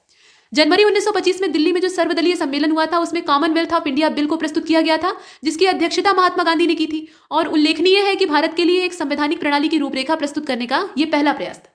ठीक, इसके बाद संसद के प्रति उत्तरदायी सरकार, न्यायपालिका के द्वारा प्रवर्तनीय मौलिक अधिकार, इसकी संकल्पना 10 अगस्त 1928 की जो नेहरू रिपोर्ट है उसमें व्यक्त की गई थी और इसका लगभग ज्यों का त्यों 21 वर्ष बाद, 21 साल के बाद 20 नवंबर 1949 को संविधान सभा के द्वारा अंगीकृत स्वाधीन भारत के संविधान के रूप में समायोजन किया गया। इसे आप देख रहे हैं। 1940 का जो अगस्त ऑफर था उसमें ब्रिटिश सरकार ने संविधान सभा की मांग को पहली बार आधिकारिक रूप से स्वीकार किया था। भले ही स्वीकृति अप्रत्यक्ष और महत्वपूर्ण शर्तों के साथ थी, लेकिन फिर भी एक्सेप्ट किया गया, ये बड़ी बात थी। उसके बाद क्रिप्स मिशन 1942 में ये पूर्णतः असफल सिद्ध होता है, फिर भी संविधान सभा बनाने की जो बात है उसको एक्सेप्ट किया जाता है। अंत में कैबिनेट मिशन प्लान को आपने पीछे देख ही लिया है कि इसको लीग और जो कांग्रेस है वो दोनों ही एक्सेप्ट करते हैं और इसमें संविधान निर्माण के लिए एक बुनियादी ढांचे को पेश किया गया। तो ये पूरा सिस्टम है जो कि पीछे से चल रहा था। तो इसकी प्रक्रिया जो है वो 1922 से ही शुरू हो जाती है, लेकिन उस समय प्रक्रिया धीमी रहती है और बाद में 1945 के आसपास ये गतिविधियां तेज हो जाती है। इसके बाद संविधान सभा की जो रचना और पृष्ठभूमि है या प्रकृति है उसको हम लोग देख लेते हैं। तो यहाँ आप देखिए, भारतीय संविधान का निर्माण अप्रत्यक्ष रूप से निर्वाचित संवैधानिक सभा ने किया था और 9 दिसंबर 1946 को इसने काम करना शुरू किया था। संविधान सभा सदस्य संख्या की दृष्टि से काफी बड़ी सभा थी, इसमें बहुत सारे मेंबर्स थे, बहुत सारी कमेटियां थी। कैबिनेट मिशन जो था इसने सदस्यों की कोई अधिकतम संख्या निर्धारित नहीं की थी। कैबिनेट मिशन का प्रस्ताव था कि हर 10 लाख की आबादी के लिए एक प्रतिनिधित्व होना चाहिए। यहाँ से बहुत बार क्वेश्चन बना है, इसको ध्यान से देखिएगा। और चुनावों के पश्चात अपनी निर्बल स्थिति को देखकर मुस्लिम लीग ने संविधान सभा के बहिष्कार का निश्चय किया और 9 दिसंबर 1946 को आहूत संविधान सभा के प्रथम अधिवेशन में मुस्लिम लीग ने भाग नहीं लिया। ये चाहते ही नहीं थे, यहां से जुड़कर ये काम करना नहीं चाहते थे, इन्हें अलग चाहिए था। उसके बाद पाकिस्तान का निर्माण और मुस्लिम लीग के द्वारा संविधान सभा के बहिष्कार के कारण सदस्य संख्या कम हो जाती है और उसमें प्रांतों के केवल 235 और देशी रियासतों के 73 प्रतिनिधि रह जाते हैं। संविधान के अंतिम मूल मसौदे पर इन्हीं 308 जो सदस्य थे उन्होंने हस्ताक्षर किए थे। टोटल कितने थे? ये 308 थे, इनकी संख्या याद रखिएगा 308। यहां तक हमने देखा। आगे बढ़ते हैं। यहां अगर आप देखें तो कुछ भूमि और कृषि सुधार होते हैं। मतलब कृषि और जो देश की अर्थव्यवस्था है उसको सुधारने का प्रयास किया जाता है, तो उसके बारे में दिया हुआ है। बिचौलियों का उन्मूलन हो जाता है। सरकार जो यहाँ पे भारत सरकार गणतंत्र की स्थापना होती है, उसके बाद जमींदारी व्यवस्था के उन्मूलन पर बहुत ज्यादा बल दिया गया, क्योंकि ये शोषणकारी व्यवस्था थी। पहले से ही हमने देखा है कि ये विरोध का कारण बनती है और बहुत शोषण होता है। बिचौलियों को समाप्त करके कृषकों के साथ सीधा संपर्क कायम किया जा सके, इसके लिए कृषि श्रम जांच रिपोर्ट ये 1951 थी, और इसके हिसाब से कुल कृषक परिवारों में 20% लोग जो थे वो भूमिहीन थे। ये इसमें से निर्णय आया, और करीब 2.5 एकड़ से कम जो भूमि थी, इससे मतलब इतना रखने वाले जो किसान थे उनका प्रतिशत 38 था। मतलब 38% उस समय भारतवर्ष में ऐसे किसान थे जिनके पास 2.5 एकड़ से भी कम जमीन थी। और कुल खेती योग्य जो भूमि थी, मतलब इसमें भी ये खेती योग्य नहीं, टोटल जमीन है, खेती योग्य भूमि मात्र 6% ही थी। मतलब उसी पर 6% जो जमीन थी उसी पर लोगों का अधिकार था। 59% जो कृषक परिवार थे उनके पास 5 एकड़ से ज्यादा भूमि थी, और उसमें जो खेती योग्य भूमि थी वो 16% थी। आजादी के समय व्यक्तिगत जो स्वामित्व था उसकी अगर हम बात करें तो 57% जो कृषि भूमि थी उस पर जमींदारों का वर्चस्व था। जमींदारों ने पूरा जो जमीन का क्षेत्र था उस पर कब्जा कर रखा था। और अनुच्छेद 31 में संशोधन करके भूमि सुधारों को लागू किया गया। अनुच्छेद 31 जो था उसमें जब संशोधन किया गया तो इससे भूमि सुधार लागू होते हैं। काश्तकारी सुधार होता है। अब काश्तकारी सुधार क्या है, तो इसमें अगर आप देखें तो काश्तकारों को भूमि जोतने का स्थायी अधिकार दे दिया गया था, किंतु वो जमीन का विक्रय नहीं कर सकते थे। 1 वर्ष का लगान 10 गुना अदा करने वाले काश्तकार ही भूमि बेच सकते थे। और इस प्रकार से अधिकांश जो कृषक होते थे या किसान होते थे वो भूमिधर और सिरदार के रूप में बदल जाते थे और सरकार को सीधे लगान देते थे। तो ये सिस्टम था। और 6वें दशक के जो आरंभिक वर्ष थे, मतलब जो 6वां दशक था यानी 60 के आसपास की बात है, तो उसके आरंभिक वर्षों में योजना आयोग, जो कि तत्काल में नीति आयोग में कन्वर्ट हो चुका है, उसका चेहरा ही बदल गया है। तो फिलहाल वो जो योजना आयोग था उसके द्वारा पारिवारिक जोत का निर्धारण किया गया, और इसकी वार्षिक आमदनी 1200 रुपए के बराबर होनी चाहिए। योजना आयोग के द्वारा दिए गए सुझाव में 5 सदस्यीय परिवार के पास 3 पारिवारिक जोतों के स्वामित्व को जरूरी माना गया। प्रथम 3 पंचवर्षीय योजनाओं के प्रपत्रों में भी काश्तकारों की दशा सुधारने के संबंध में प्रस्ताव दिए गए। ये कुछ चीजें आप यहाँ पर लगातार देख रहे हैं। इसके बाद यहाँ पर कुछ प्रावधान कहे गए हैं, तो प्रावधानों को देख लेते हैं। देखिए, जो 3 पंचवर्षीय योजना है उसमें कौन कौन से प्रस्ताव थे। एक तो भूमि का किराया कुल उत्पादन, यहाँ ध्यान दीजिएगा, भूमि का किराया कुल उत्पादन के यहाँ पे आधे से लेकर 1/4 के स्तर से ज्यादा न हो, मतलब 1/2 से 1/4 के बीच का हो, उससे ज्यादा न हो। जिस भूमि का पुनर्ग्रहण करने की संभावना हो उसका स्वामित्व काश्तकार को सौंपा जाए, और दूरस्थ जमींदारों को हतोत्साहित किया जाए, व्यक्तिगत कृषि को प्रोत्साहन दिया जाए। ये सब चीजें इसके अंदर आती थी। अब इसके बाद हमें देखना है भूमि की हदबंदी कैसे होती है। तो हदबंदी की अगर बात की जाए तो यहाँ देखिए, भूमि हदबंदी कानून 1950 का जो दशक था उसी समय लागू हो जाता है, किंतु क्रियान्वयन ये राज्यों में अलग अलग समय पर होता है। मतलब देश के जितने भी राज्य रहते हैं वहां भिन्न भिन्न समय पर होता है। हदबंदी का उद्देश्य क्या था, तो हदबंदी का उद्देश्य जो है ये बहुत यहाँ पे स्पष्ट नहीं रहता है, और इसको आंशिक सफलता ही प्राप्त होती है। कुल मिलाकर किसानों को उनका अधिकार दिलाना और उनकी जमीन पर उनका स्वामित्व सिद्ध करना, ये सरकार का मूल उद्देश्य माना जा सकता है। सफल ये इसलिए नहीं होता है क्योंकि भूमिपतियों ने अपनी अधिशेष भूमि अपने रिश्तेदारों और मित्रों के नाम कर दी। मतलब जो यहाँ पे धन्ना सेठ टाइप के जमीन पर कब्जा जमाए हुए अजगर थे, वो हथकंडे जानते थे, तो वो क्या करते थे, अपनी जमीन को ये दूसरों के नाम, मतलब अपने मित्रों रिश्तेदारों के नाम कर देते थे। मतलब रहती उन्हीं की थी, लेकिन वहां पे दिखाने का प्रयास करते थे कि उनकी जमीन नहीं है। तो इससे ये योजना असफल हो जाती है। इसके बाद विज्ञान और प्रौद्योगिकी का जो विकास है उसको देख लेते हैं। साइंस एंड टेक्नोलॉजी का जो विकास होता है उसमें जनवरी 1947 की अगर बात की जाए, वैज्ञानिक प्रगति के सबसे बड़े पक्षधर पंडित जवाहरलाल नेहरू थे, और उन्हीं के प्रयासों से औद्योगिक क्षेत्र और जो विज्ञान का क्षेत्र है उसमें मजबूती आती है। तो यहाँ पर विज्ञान और प्रौद्योगिकी का विकास होता है। 1947 में आत्मनिर्भरता, वैज्ञानिक तकनीकी और विकास को प्रोत्साहित करने के लिए राष्ट्रीय भौतिकी प्रयोगशाला NPL, भारत की प्रथम राष्ट्रीय प्रयोगशाला, इसकी स्थापना की गई। और 1952 में मैसाचुसेट इंस्टीट्यूट ऑफ टेक्नोलॉजी की तर्ज पर भारत में 5 प्रौद्योगिकी संस्थानों में पहला खड़गपुर स्थापित किया गया। जो आप देखते हैं ना भारतीय प्रौद्योगिकी संस्थान IIT, अब तो ढेर सारे खुल गए हैं, लेकिन पहले 7-8 IIT ही होते थे, और उसमें जो सबसे पहला स्थापित हुआ था वो खड़गपुर था। इसके बाद होमी जहांगीर भाभा की अध्यक्षता में अगर देखा जाए तो आर्थिक ऊर्जा जो आयोग है उसकी स्थापना होती है। और उसके बाद 1948 में ये परमाणु ऊर्जा आयोग है असल में, और 1948 का जो समय था अगस्त वाला, उसमें ये की जाती है। फिर 1954 में सरकार ने पृथक परमाणु ऊर्जा विभाग का गठन कर दिया, और इसमें होमी जहांगीर भाभा जो कि परमाणु ऊर्जा कार्यक्रम के जनक माने जाते हैं, उनको सचिव बनाया गया। उसके बाद अगस्त 1956 में ट्राम्बे में पहला परमाणु संयंत्र जो है वो एक्टिवेट होता है, यानी क्रियाशील होता है। इसके बाद 1962 की अगर बात की जाए तो भारतीय अंतरिक्ष अनुसंधान जो समिति है उसकी स्थापना होती है। भारतीय अंतरिक्ष अनुसंधान समिति की स्थापना होती है, और यही बन जाता है 1969 में इसरो, यानी इंडियन स्पेस रिसर्च ऑर्गेनाइजेशन, और ये गौरवशाली संस्था है जो कि हमारा सिर ऊंचा किए हुए। इसके बाद आगे चलते हैं, जरा एक बार निगाह पंचशील के सिद्धांतों पर भी डाल देते हैं, जो कि किसी काम के नहीं रह जाते। पंचशील के सिद्धांतों का प्रतिपालन करने का जो उद्देश्य था वो भारत का शांति प्रियता दिखाना था, मतलब शांति के पक्षधर हैं। 1954 के बाद से भारत की विदेश नीति में पंचशील के सिद्धांतों ने एक नई दिशा ग्रहण की थी, और इसमें जो पंचशील के सिद्धांत थे, 5 शीलों का पालन करना, और ये बौद्ध दर्शन से प्रभावित थे, ये यहाँ पर दिखाई देता है। एक तो अनाक्रमण की नीति थी, दूसरा समानता और पारस्परिक लाभ, इसके बाद शांतिपूर्ण सहअस्तित्व और संयुक्त राष्ट्र और विश्व शांति के लिए जो समर्थन है, संयुक्त राष्ट्र का समर्थन करेंगे, विश्व शांति का समर्थन करेंगे, ये सब था। और भारत संयुक्त राष्ट्र के मूल जो सदस्य हैं, मतलब एकदम जो मेन मेंबर्स हैं, बेसिक मेंबर्स हैं, उनमें से एक है। भारत ने सैन फ्रांसिस्को सम्मेलन में हिस्सा लिया था और संयुक्त राष्ट्र के चार्टर पर हस्ताक्षर किए थे। ये कुछ महत्वपूर्ण बातें हैं। और गुट निरपेक्ष देशों का पहला सम्मेलन कब होता है वो भी देख लेते हैं। तो यहां आप देखिए कि गुट निरपेक्ष आंदोलन को सबसे पहले 1955 में बांडुंग जो इंडोनेशिया का है वहां पे संपन्न किया गया, और इसमें 29 अफ्रीकी एशियाई देशों के सम्मेलन के तौर पे स्पष्ट रूप से इसको एक स्वरूप मिलता है। इस सम्मेलन में भारत के जो प्रधानमंत्री थे जवाहरलाल नेहरू, मिस्र के गामिल अब्दुल नासिर, यूगोस्लाविया के मार्शल टीटो, इनके द्वारा उपनिवेशवाद की समाप्ति के लिए, यहाँ ध्यान दीजिएगा, उपनिवेशवाद की समाप्ति के लिए गुट निरपेक्ष देशों के संयुक्त प्रयासों की जरूरतों पर बल दिया गया। और सितंबर 1961 की अगर हम बात करें तो गुट निरपेक्ष देशों के प्रथम आंदोलन या सम्मेलन का आयोजन बेलग्रेड यूगोस्लाविया में किया गया। बेलग्रेड जो है यूगोस्लाविया का, वहां पे किया गया। और इस सम्मेलन में 35 अफ्रीकी और एशियाई देशों के साथ साथ एक यूरोपीय देश ने भी हिस्सा लिया था। यहां पर देखिए एक यूरोपीय देश भी जो है वो हिस्सा ले रहा है। ये कुछ बातें होती हैं गुट निरपेक्ष के संबंध में, यानी गुट निरपेक्षता के संबंध में। 2 चीजें और हैं, एक तो सिंधु नदी जल विवाद है। तो विभाजन के बाद अनेक समस्याएं पैदा होती हैं। पहला तो जल का बंटवारा, नदियों का बंटवारा, जमीन का बंटवारा। तो नदी का पानी जो था ये निकलता था हिमालय से। सिंधु का उद्गम कहाँ से होता है? हिमालय से होता है। और उसके बाद ये बहते हुए भारतीय क्षेत्र से फिर चली जाती है पाकिस्तान में। तो पहले तो वो पूरा भारत का ही हिस्सा था, अंत में ये अरब सागर में चली जाती थी। लेकिन जब विभाजन हो गया तो उसके बाद सिंधु नदी का पानी कौन कितना लेगा, कैसे इस्तेमाल करेगा, इसको लेकर विवाद होता है। और उसके बाद आप देखेंगे कि 17 अप्रैल 1959 की जो तारीख है, वाशिंगटन में नहर के जल के बंटवारे को लेकर अंतिम समझौता होता है। और उसके बाद भारत और पाकिस्तान के बीच में व्यापक समझौतों का एक सिलसिला चलता है। 19 सितंबर 1960 को कराची में न्यू जल संधि पर हस्ताक्षर किए गए और समय समय पर इसमें रोड़े खड़े होते हैं। इसके बाद आगे चले तो भारत पर चीन का हमला हो जाता है। पंचशील का सिद्धांत, उसका राग हम लोग अलाप रहे थे और चीन इसको मानने के लिए तैयार नहीं था। तो 8 सितंबर की अगर बात की जाए, 8 सितंबर 1962 चीनी सेनाओं ने सोचे विचारे ढंग से, मतलब इनकी पहले से साजिश थी, उत्तरी पूर्वी जो सीमांत एजेंसी थी वहां पे इनका हमला होता है। मतलब नेफा आप देख रहे हैं, आधुनिक अरुणाचल प्रदेश, इस क्षेत्र में मैकमोहन रेखा का अतिक्रमण कर दिया। उसके बाद 20 अक्टूबर 1962 को चीन ने लद्दाख से नेफा तक की अपनी समूची सीमा पर, मतलब वहां की जो समूची सीमा थी उस पर पूरी तरह से हमला कर दिया। चीन के इस गंभीर और जबरदस्त आक्रमण के समक्ष भारतीय सेनाओं को हार का सामना करना पड़ा। हम बहुत बहादुरी से लड़े, हमारे जो सैनिक थे वो शेर की तरह लड़े और चीन का मुकाबला किया। यहाँ पर हिंदी चीनी भाई भाई का राग अलापने वाले जो चाइनीज थे, इनका हमने डट कर सामना किया, लोहा लिया, लेकिन हमारी संख्या बल कमजोर था।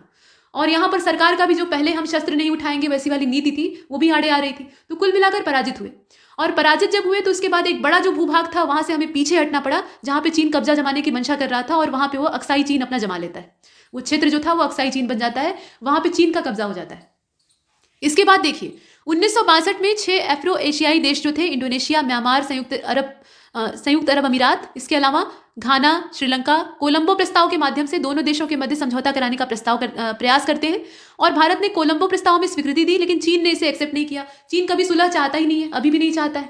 उसकी अपनी मंशा है, वो महाशक्ति बनने का ख्वाब देख रहा है, अमेरिका से ऊंचा होने का प्रयास कर रहा है, और ऐसे में भारत का उसे उपयोग करना है। तो भारत को अपने नीचे पैरों तले दबा कर रखने की उसकी मंशा है, जो कि कभी पूरी नहीं होगी, लेकिन ऐसा वो सोचता है।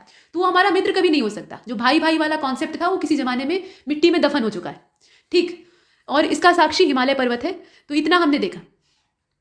इसके बाद आप देखेंगे कि मई 1964 पंडित जवाहरलाल नेहरू, इन्होंने एक सफल नेतृत्व भारत को दिया था, और उसके बाद मई 1964 में हृदयघात की वजह से इनका देहांत हो जाता है, मतलब उम्र पूरी हो चुकी थी। और उसके बाद गुलजारी लाल नंदा, यहाँ देखिएगा, अपने कार्यकाल में मरते हैं। तो गुलजारी लाल नंदा ये अंतरिम प्रधानमंत्री के तौर पर चुने जाते हैं। और जब तक कि कांग्रेस पार्टी जो है वो अपना नया संसदीय नेता न चुन ले जो कि प्रधानमंत्री बन सके, तब तक के लिए कामकाज चलाने के लिए यहाँ पर काम करते हैं। इसके बाद लाल बहादुर शास्त्री जो है ये भारत के दूसरे प्रधानमंत्री बनते हैं। 9 जून 1964 से लेकर 11 जनवरी 1966 तक ये अपने प्रधानमंत्री के पद पर रहते हैं।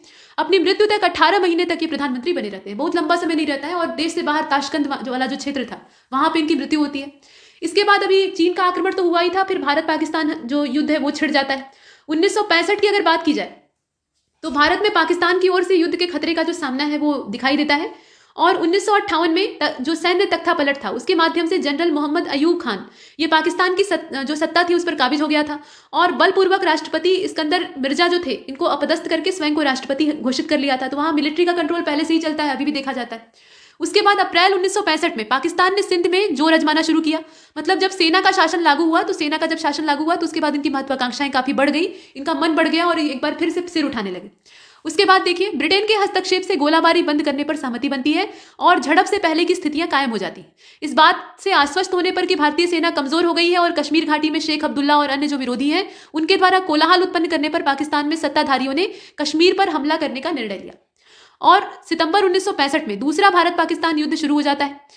शास्त्री जी ने यह सिद्ध किया कि इस प्रकार वह निर्णय ले सकते हैं जिस पर कि नेहरू ने कभी भी फैसला नहीं किया था। ये सब इतिहासकारों की भाषा है, मतलब शास्त्री जी ने यहाँ पर अपने आप को साबित किया। उसके बाद रक्षा मंत्री वाई.बी. चावन ने यहाँ पे अपनी उत्कृष्ट जो योग्यता है उसको सिद्ध किया। सितंबर 1965 भारतीय फौजों ने पंजाब में सीमा में आर पार लाहौर और सियालकोट को निशाना बनाने के उद्देश्य से अपने टैंकों के साथ 3 तरफा हमला किया। पहली बार स्वतंत्रता के पश्चात ये जो युद्ध था इसमें वायुसेना ने हिस्सा लिया था। यहाँ से प्रश्न बनता है कि जो इंडियन एयरफोर्स है वो युद्ध में कब इन्वॉल्व होती है, तो यही वाला समय था। और वायुसेना का हस्तक्षेप यहाँ हमें एक बोनस कार्ड के तौर पे या ट्रम्प कार्ड के तौर पे मिलता है। इसके बाद संयुक्त राष्ट्र संघ ने इसमें हस्तक्षेप किया था और सीज फायर करके जो मध्यस्थता है वो की जाती है। 23 सितंबर 1965 को दोनों पक्षों ने स्वीकार कर लिया इसे। ताशकंद में शांति समझौता होता है। तो ताशकंद में जनवरी 1966 में दक्षिण एशियाई जो शांति सम्मेलन है उसका आयोजन होता है और सोवियत राष्ट्रपति अलेक्सी कोसिगिन जो है इनके द्वारा इसका प्रायोजन होता है और पाकिस्तान की ओर से राष्ट्रपति अयूब खां और लाल बहादुर शास्त्री भारत की ओर से इसमें हिस्सा लेने के लिए जाते हैं और वहां पे एक घोषणा पत्र होता है, ताशकंद घोषणा पत्र उसको कहा जाता है, जिस पर कि 10 जनवरी 1966 को हस्ताक्षर किए जाते हैं। ये कुछ सिस्टम है जिसे कि हम यहाँ पर देख रहे हैं। यहाँ देखिए पंजाब की अशांति और ऑपरेशन ब्लू स्टार ये इंदिरा गांधी के जमाने का है। तो अलगाववादी ताकतों के सिर उठाने के साथ पंजाब में राजनीतिक संकट एक बार फिर से गहरा गया, यहाँ आप देख रहे हैं। और 1973 में अकालियों ने आनंदपुर में प्रस्ताव प्रस्तुत किया कि सिख राष्ट्र शब्द का प्रयोग किया जाएगा और सिख राष्ट्र की मांग की जाएगी। जून 1980 में अमृतसर में स्वर्ण मंदिर में विद्यार्थियों के एक समूह में बैठक होती है और उन्होंने स्वतंत्र सिख गणराज्य खालिस्तान के निर्माण की घोषणा की और उसके अध्यक्ष लंदन से जगजीत सिंह थे। भिंडरेवाला में भाषणों से हिंदू विरुद्ध जहर उगलने वाला जो काम है वो किया गया और हिंदुओं को राज्य से बाहर निकालने के लिए उकसाया गया। उसके बाद अक्टूबर 1983 में एक बस को रोककर सभी बैठे हुए हिंदुओं को गोली मार दी गई। इंदिरा गांधी ने सेना प्रमुख S.A. वैद्य की अनुशंसा पर ऑपरेशन ब्लू स्टार को शुरू करने की अनुमति दी और 2 जून से लेकर 3 जून तक पंजाब में कर्फ्यू लगा दिया गया। 5 जून की रात को सेना ने मेजर जनरल के.एस. बरार के कमांड और जनरल के. सुंदर जी के निर्देश के तहत हरमंदर साहब वाला जो क्षेत्र था उस पर सैन्य कार्रवाई की और उसमें कई सारे जो सैनिक और नागरिक हैं वो मारे जाते हैं। इस ऑपरेशन से विश्व के सभी जो सिख थे वो परेशान और व्यथित हो गए। 31 अक्टूबर सन 1984 को सुबह जब इंदिरा गांधी अपने घर से कार्यालय जा रही थी तो सिख अंगरक्षक बेअंत सिंह और सतवंत सिंह ने उन पर गोली मार दी। उन्हीं के सिख अंगरक्षक थे और वो उन्हें गोली मार देते। यहाँ आप देख रहे हैं इंदिरा गांधी की मृत्यु तत्काल हो जाती है। स्टेन गन की उन्हें 16 गोलियां लगती हैं और 16 गोलियां खाने के बाद कोई भी व्यक्ति कैसा भी हो, कितना भी बड़ा हो, जिंदा नहीं बचेगा। तो देहांत उनका उसी समय हो गया रहता है। लेकिन यहाँ पर जो पार्टी है या सत्ता है वो बात को छिपाती है और ऑल इंडिया रेडियो और दूरदर्शन पर इसकी जो आधिकारिक घोषणा है वो तत्काल नहीं बल्कि शाम को की जाती है। ठीक, तो ये चीजें होती हैं। मतलब यहाँ पर देखिए ऑपरेशन ब्लू स्टार जो है शांति बहाल करने का ही तरीका था। खालिस्तान बना लेना ये कोई बहुत अच्छी बात तो है नहीं। मतलब विभाजन के एक जहर से अभी हम लोग उभरे हैं और दूसरा वाला खड़ा हो जाए तो इसको दबाना तो आवश्यक था। और यहाँ पर इंदिरा गांधी जी ने जो कदम उठाया था वो वास्तव में साहसिक था और इस प्रकार के एट रैंडम और जो यहाँ पे प्राउड फील करने वाले फैसले हैं उसको लेने में ये माहिर थी। इन्हें लौह महिला कहा जाता था इसीलिए। तो इस प्रकार का फैसला वही ले सकती थी और इसी मतलब यहाँ पे जो इनके अंगरक्षक हैं वो इनसे चिढ़े हुए थे और वो इन्हें शूट कर देते। तो ये आपने देखा। अब इसके बाद आगे तो यहाँ पर आते आते राजीव गांधी का अब समय शुरू होता है अक्टूबर 1984 से लेकर दिसंबर 1989 तक। यहाँ आप देख रहे हैं और अंत में इनका भी वही हश्र होता है। यहाँ पे जो आकस्मिक मृत्यु है उससे जो नेहरू गांधी परिवार था उसके बहुत सारे सदस्यों की मृत्यु हुई है। आप एक नाम नहीं गिन सकते। तो इसमें अगर देखिए तो अक्टूबर 1984 से इनका समय शुरू होता है। अपनी मां इंदिरा गांधी की 31 अक्टूबर 1984, यहाँ ध्यान दीजिएगा, 31 अक्टूबर 1984 को हत्या हो जाने के बाद लौह पुरुष के जन्मदिन के दिन इनकी हत्या हो जाती है, लौह महिला की। ठीक, तो हत्या होने के बाद राजीव गांधी को उसी शाम ज्ञानी जैल सिंह ने, मतलब जो राष्ट्रपति थे तत्कालीन, उन्होंने प्रधानमंत्री पद की शपथ दिलाई। सिख विरोधी दंगे स्टार्ट हो जाते हैं क्योंकि इंदिरा गांधी की छवि बहुत लोकप्रिय महिला की थी, मतलब एक लोकप्रिय राजनेता थी। तो ऐसे में सिखों के खिलाफ लोगों का जो गुस्सा है वो उमड़ पड़ता है। ऐसा नहीं था कि सारे सिख जो थे वो दोषी थे, सिख कम्युनिटी दोषी नहीं थी, लेकिन उसमें से जो नेता यहाँ पे भड़काऊ बयान दे रहे थे और यहाँ पे हिंदू या जो भी धार्मिक संप्रदायवाद था उसको भड़काने का काम कर रहे थे, देश तोड़ने का प्रयास कर रहे थे, वो सजा के पात्र थे। उन्हें फांसी या जो जेल की सजा है वो होनी चाहिए थी। तो उनके विरोध में दंगा होता है। लेकिन आप जानते हैं कि यहाँ पे गेहूं के साथ घुन भी पिसता है। तो जो सिख समुदाय में अच्छे सिख थे, जो कि देशभक्त थे और देश के हित में काम करते थे, वो भी इसमें पिसते हैं। आम जो बेगुनाह नागरिक है वो भी पिसते हैं। तो ये दंगे भड़क जाते हैं और लोगों का गुस्सा फूट पड़ता है, हिंसा और घटनाएं होने लगती हैं। प्रधानमंत्री के पार्थिव शरीर के प्रति लोग श्रद्धांजलि दे रहे थे और प्रतिशोध लेने वाले नारे लगा रहे थे। अधिकतर उत्तरी दिल्ली में पुनर्वास कॉलोनियों में रहने वाले गरीब सिखों को निशाना बनाया गया। बेचारे जो गरीब हैं वो हमेशा पिसते हैं। काम किसी और ने किया, वो ऊंचे सत्ता पर बैठकर या बाहर विदेश में से अपना ऑर्डर दे रहा है वो भी सिख। लेकिन यहाँ पर जो सिख कम्युनिटी भारत की देशभक्त बनी हुई है, उसके मतलब उसके लिए काम कर रही है, अपनी मातृभूमि से प्रेम करती, उसको ये भुगतना पड़ता है। इसके बाद देखिए लूटपाट और हत्याएं होती हैं, दंगे में ये सब होता ही है। पुलिस प्रशासन की भूमिका इस परिस्थिति में संदिग्ध रहती है। दंगे 2 दिन तक निर्बाध चलते हैं और प्रधानमंत्री और उनके गृह मंत्री नरसिम्हा राव ने तुरंत सेना नहीं बुलाई और कई हिंदुओं ने दंगे के दौरान सिख परिवारों को छिपने और उनकी जान बचाने में मदद की थी। तो इस प्रकार की जो ऊटपटांग गतिविधियां हैं वो होती रहती। इसके बाद भोपाल गैस कांड ये भी है, इसको भी देख लीजिएगा। इससे प्रश्न बनता है कि भैया कौन सी गैस वहां पर निकली थी। तो यहां अगर देखा जाए तो 3 दिसंबर 1984 भारत की ओर एक और बड़ी त्रासदी का जो कदम है वो दिखाई देता है। मध्य प्रदेश में भोपाल राजधानी क्षेत्र, वहां पे अमेरिका की एक बहुराष्ट्रीय कंपनी है जिसका नाम है यूनियन कार्बाइड यूसीसी।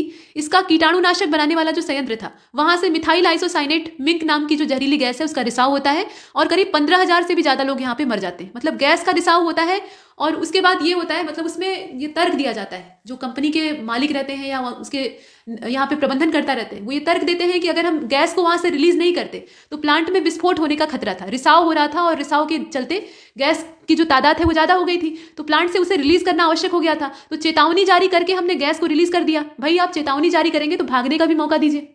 अब सब लोग सो रहे हैं, रात का समय है और उस समय आपने गैस रिलीज कर दी, पता लगा लोग सोए हैं, सोए ही रह गए, उठ ही नहीं पाए। इस प्रकार की स्थिति है। और इस आपदा के बाद यूसीसी यानी जो ये कार्बाइड फैक्ट्री है, इसने अपनी जिम्मेदारी से पल्ला झाड़ने का पूरा प्रयास किया और भारतीय सहायक कंपनी यूसीआईएल पर सारा दोष मढ़ दिया। यहाँ जो अमेरिकी कंपनी थी वो अपना पल्ला झाड़कर चलती बनी और जो भारत की उसकी सहयोगी कंपनी थी उस पर अपना सारा दोष मढ़ दिया। मार्च 1985 का जो समय था उसमें भारत सरकार ने भोपाल गैस लीक आपदा अधिनियम लागू किया ताकि दुर्घटना से दावे जो उपजे हैं उनको तीव्र और समानतापूर्ण निपटारे को सुनिश्चित किया जा सके। तो यहाँ तक हमने इसे कंप्लीट किया है और इसी के साथ नमस्कार।